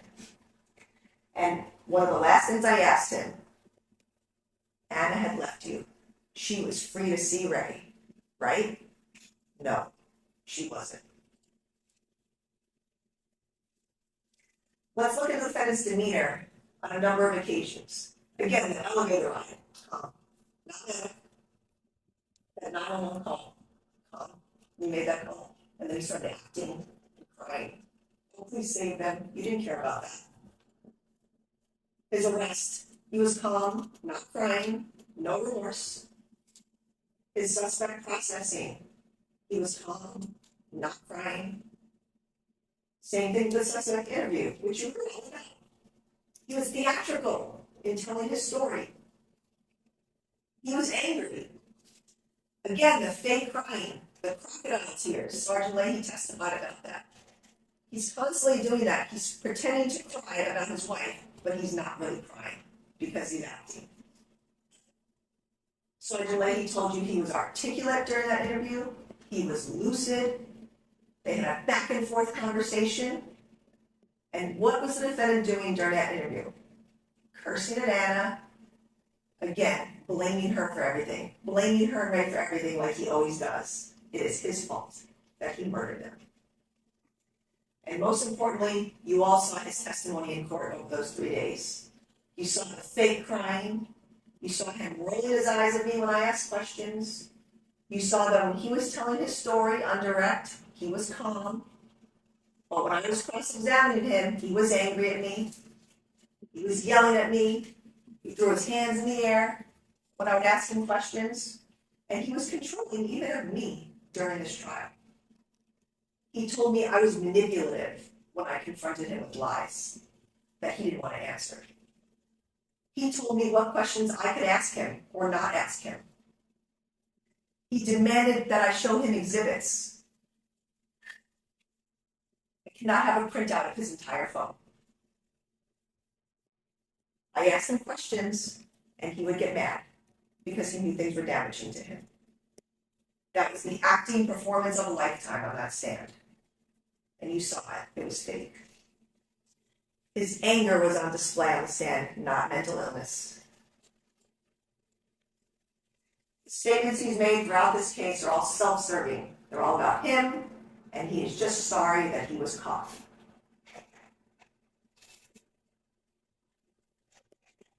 The defense has been telling you during her closing, focus on his feelings. Why should we focus on his feelings? He killed 2 people. He's a person who's jealous, possessive, controlling, violent, and he wouldn't let Anna go. That's who he was. And her friends were scared for her. You heard Julia and Claire testify that they noticed red flags and they told her, you should leave him. What happens if you get killed? Well, that's what happened. They were scared for her. The defendant was a time bomb that just went off. It was not if he was going to kill, it was when. And he did that. A couple other jury instructions I want to point out that you can consider. Again, motive. Motive to kill shows the defendant's guilt. The defendant's false statements, there's a jury instruction on that. There's consciousness of guilt every time he makes a false statement. You can consider his flight after the murders to show that he was aware of his guilt. And witness credibility is such an important thing in this case. You can evaluate the credibility of all witnesses. I talked to you about that at court here. And you saw friends come in here and cry and be upset. They were showing their real emotions. What reason did Ashley Sanchez have to come in here and lie? That's what the defense is claiming. Oh, why was she so scared of him? Well, she told you that it was after they were hanging out. She was with him for a couple hours and started to realize things about him, how creepy and scary he was. She didn't tell you she was scared while she was with him. It was afterwards. And the defendant testified that the social worker, Sarah Duran, came in here and lied about what she said about Amira for fame. That's ludicrous. What is the social worker coming in here for fame for? She simply told you about an experience she had with Amira that touched her because she was in a similar situation with her son, and she told you about that. Again, Jacora said there's no reason to come in here and lie. So you don't have to be cautious about the testimony of these people. What you have to be cautious about is the defendant's testimony. I want to talk to you about voluntary intoxication. The defendant willingly used cocaine. That was his choice. We don't know how much he used. We can't trust that he's telling us, I used 4 to 5 bombs, then I used another bomb, then I snorted the whole bag, put both my nostrils in the bag. We don't know what he actually used that day. But what did he tell you about his cocaine use? Oh, 15 minutes later, he doesn't feel the effects anymore. He wasn't high that day. The cocaine use had no effect on him. He never attempted to get help for this. He just kept using. So he cannot come in here and say that he's not guilty of first-degree murder because he was under the influence of cocaine. No, he never cared to get himself help or rehab or go to NA meetings. He just kept using. He's got a high tolerance. So even if he used some cocaine that day, it didn't affect him when he was murdering Anna and Ray. He was not too high. He drove his vehicle. You heard he drove from Mission Bay to the Spire building. No collisions. Drove just fine. He tried to say, oh, he's driving fast. He was fine. We know he was lucid that day. He was articulate. He wasn't stumbling around. You saw him on surveillance video. He was walking just fine, acting just fine, pressing all the right buttons on the elevator. He was not high. He followed commands. Every time the police gave him commands, he was following them. He was talking to them back and forth the whole day. Arrest, suspect processing, his interview. He was talking back and forth for hours. Totally fine, not high. Engaged in a lot of conversation that day. He was still able to form the intent to kill despite any cocaine that was in his system. Let's talk about his home life. I'm not trying to tell you nothing happened to him at home. But what do we know? The defendant had bad behavior and he was disciplined. And we heard conflicting information on this home life. The defendant said his mom was hit, but his mom said that she was chased. The defendant first said he wasn't abused. The day after his arrest, he told the social worker, no, there was never abuse in my home. But a year later, he said that Nasser abused him. But we know Dalal said that Nasser disciplined him and didn't beat him up. So we have a lot of conflicting information. We just cannot believe anything that actually happened. However, this home life growing up did not affect the defendant on October 21st. So I know defense made a lot about this complex trauma and things like that. That had zero effect on October 21st. It's not any kind of defense in this case. What's something else we know? The defendant was close with his dad. So he said all these things about his dad, how his dad treated him, but he was very close with him. They had a good relationship. He financially supported him and emotionally. And the defendant took his dad's side in this separation with the mom, and he slapped his mom, shoved her, whatever it is that he did. But he was physical with his mom, too. But we know this had no effect the day of. Let's talk about Dr. Lehman. The defense also brought up mental health. The defendant kept telling you, I was mentally ill. What do we know from the doctor? She did not review any evidence, video or audio, on October 21st to see the defendant's demeanor, to see how he was acting, to be able to even say whether he was manic that day or not. She didn't review any of that. Why not? Because he wasn't manic, and you can clearly see that. She did not diagnose the defendant until 2.5 years later. And when I asked her, I said, you wrote a letter in February 2024 saying he only has bipolar disorder, and then in April he has 2 other diagnoses. You didn't receive any new information. She diagnosed him 2.5 years later. So we don't know what his status was on October 21st.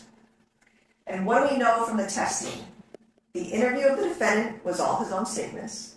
The testing was all his own statements, circling those somewhat true, very true, things like that.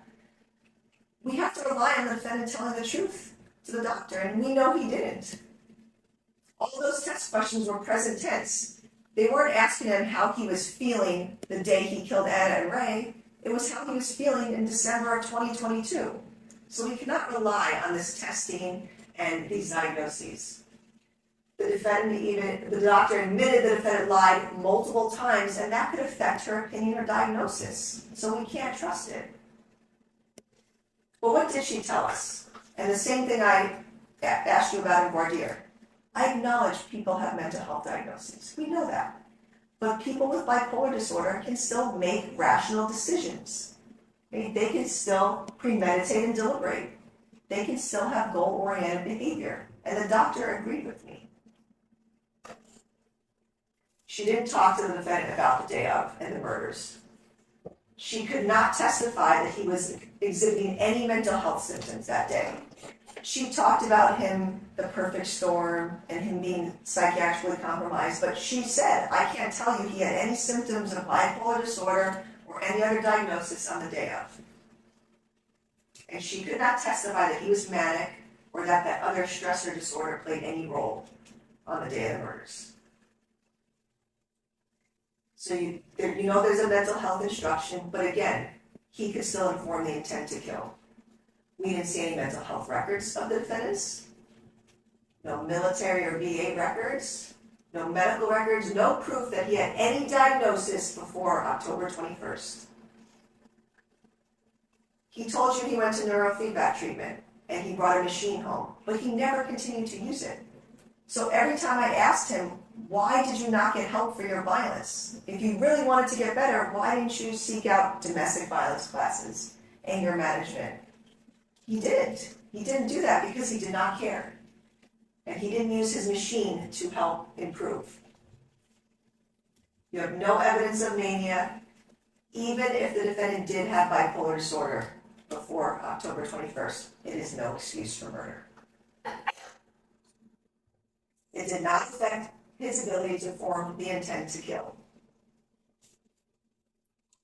Let me go back to this theme of respect. Again, this is why he killed.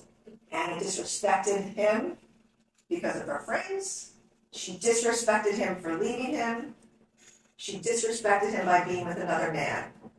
And Ray disrespected the defendant by saying he was lucky to have Anna. Ray disrespected the defendant by cuddling with her. And when he killed Anna, he said respect, and he was never asked otherwise. What did you say? If you didn't say that word respect, what did you say? He wasn't asked that because he knows what he said. They didn't show him respect, so they were murdered. Again, to go back to the heat of passion, there was not sufficient provocation in this case. The defense brought up, oh, Anna went to IHOP with him, gave him pan-sit, said actions, not words. That is not sufficient provocation. Okay? And remember, she followed up actions, not words with, I do not want to be with you. Nothing's changed. She wasn't giving him hope. She's entitled to leave an abusive and controlling husband. That is not provocation. She doesn't need to keep forgiving him. Defense said, well, she kept forgiving him, so that was part of the provocation. That's not provocation. She doesn't need to, and then she stopped forgiving him because she left him. His actions caused Anna to leave. She didn't provoke him. That was him. And Ray, again, was entitled to date whoever he wanted. So there is no heat of passion voluntary manslaughter here because there is not sufficient provocation. And the defense said there was severe provocation. That's not a standard. Anna didn't severely provoke him. The average person in the same situation would not act rashly to seeing two people not having sex, fully clothed, sitting together on the couch. An average person would not act rashly because the defendant and Anna were not in a loving marriage. They were separated and not together. It's not the same situation as you walk in on your loving spouse having sex with someone. This was not that. They were not expecting him to walk in. They were not flaunting their cuddling in front of him. The average person would not act like the defendant did. We're back to first-degree murder. All of the things I already explained to you, all of the intent to kill, all of the choices that he made, that is all willful, deliberate, and premeditated actions and murder. And the defense gave you a lot of information in her closing, all these different things that might affect the case, that might show that the defendant was provoked. Let's go back to one big thing. One of the most important facts showing premeditation, the defendant brought a loaded gun into the apartment. He tried to say it wasn't loaded. We know that's not the case because of the 3 rounds on the floor. So we know he brought a loaded gun into that apartment. That shows premeditation. It was loaded, ready to fire, because that was his plan. I also talked to you about this in court here. We are all responsible for our life choices. A lot of people have been through breakups. Breakups are hard, and people get divorced, and that's hard. But you get through it. It's not a reason to murder. He is trying to avoid responsibility for what he did. Please hold him accountable for murdering Anna and Ray. Anna was his property, and Ray couldn't have her, and that's why he killed them. And I ask that you find him guilty of first-degree murder, 2 counts, along with both allegations. Thank you. When you go into the jury room, the first thing you should do is choose a four-person. Four-person should see to it that your discussions are carried out in an organized way, and everyone has a fair chance to be heard. It's your duty to talk with one another about murdering. Try to agree on the verdict. Each of you must decide the case for yourself, and only after you discuss the evidence with other jurors. Do not hesitate to change your mind if you become convinced that you are wrong. Do not change your mind just because the other jurors disagree with you. Keep an open mind and open exchange of thoughtful ideas about this case. Stating your opinions too strongly at the beginning or immediately announcing how you plan to vote and then further make discussion. Please treat one another with courtesy. Your role is to be an impartial judge of the facts, not to act as an advocate for one side. I told you at the beginning of the trial, do not talk about the case or about any of the people or subject involved in it with anyone, including but not limited to spouse, family, friends, spiritual leaders, advisors, therapists. Let's discuss the case only in the jury room, only when all jurors are present. Do not discuss your deliberations with anyone. Do not communicate using Facebook, MySpace, Instagram, Twitter, Snapchat, or other social media during your deliberations. It's very important that you do not use the internet, dictionary, thesaurus, or other research tool in any way in connection with this case during your deliberations. In the trial, several items were received with evidence as exhibits. They examine whatever exhibits you think will help you in your deliberations. These exhibits will be sent into the jury room with you when you begin to deliberate. You need to communicate with me while you're deliberating. Send a note through the mail signed by the foreperson or by one of the members of the jury.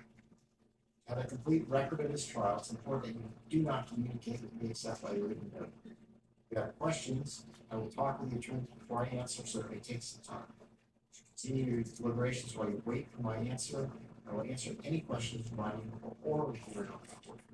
Do not reveal to me or anyone else how the vote stands on the question of guilt or issues in this case, unless I ask you to do so. Your verdict on each count and any allegation must be unanimous. That means that to return a verdict, all of you must agree to it. Do not reach a decision by a full form or by a simple verdict. It is not my role to tell you what your verdict should be. Do not take anything I said or did during trials an indication of what I think about the facts, the witnesses, or what the verdict should be. Read your verdict without any consideration of punishment. You will be given verdict forms. As soon as all the jurors have agreed on verdicts, foreperson of state sign the appropriate verdict forms and notify the bailiff. You are able to reach a unanimous decision on only one or some of the charges. Fill in those verdict forms only and notify the bailiff, return any unsigned verdict forms. To our alternate jurors, the jury will soon begin deliberating, but you're still alternate jurors and are bound by my earlier instructions on your conduct. not talk about the case or that any of the people are subject involved in it, anyone, not family or friends, not even each other. Do not have any contact with the deliberating jurors. Do not decide how you would vote if you were deliberating. Do not form or express an opinion about the issues in this case unless you are substituted in for one of the deliberating jurors. All right. Go ahead and swear this one.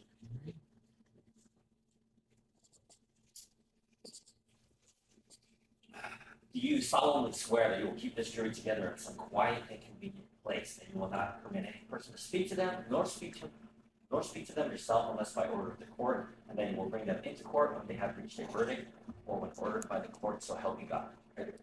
All right, ladies and gentlemen, a couple things real quick.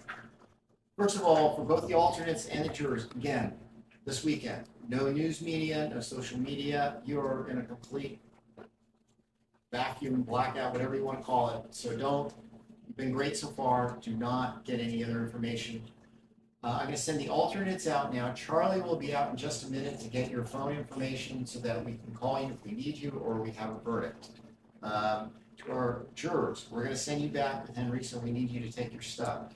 On exhibits, we're going to send things back, including verdict forms. The weapon is a little different. There's 3 things I don't send back with juries. I don't send weapons or ammunition, I don't send drugs, and I don't send money, for obvious reasons. But if you want to look at any of the exhibits, including the gun, just work it out with Henry, all right? That's not a problem at all. It's something that we take good care of it.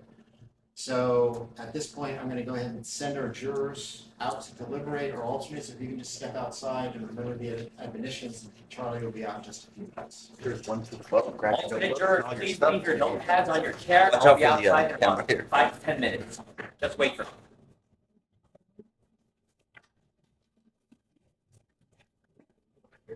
Sorry.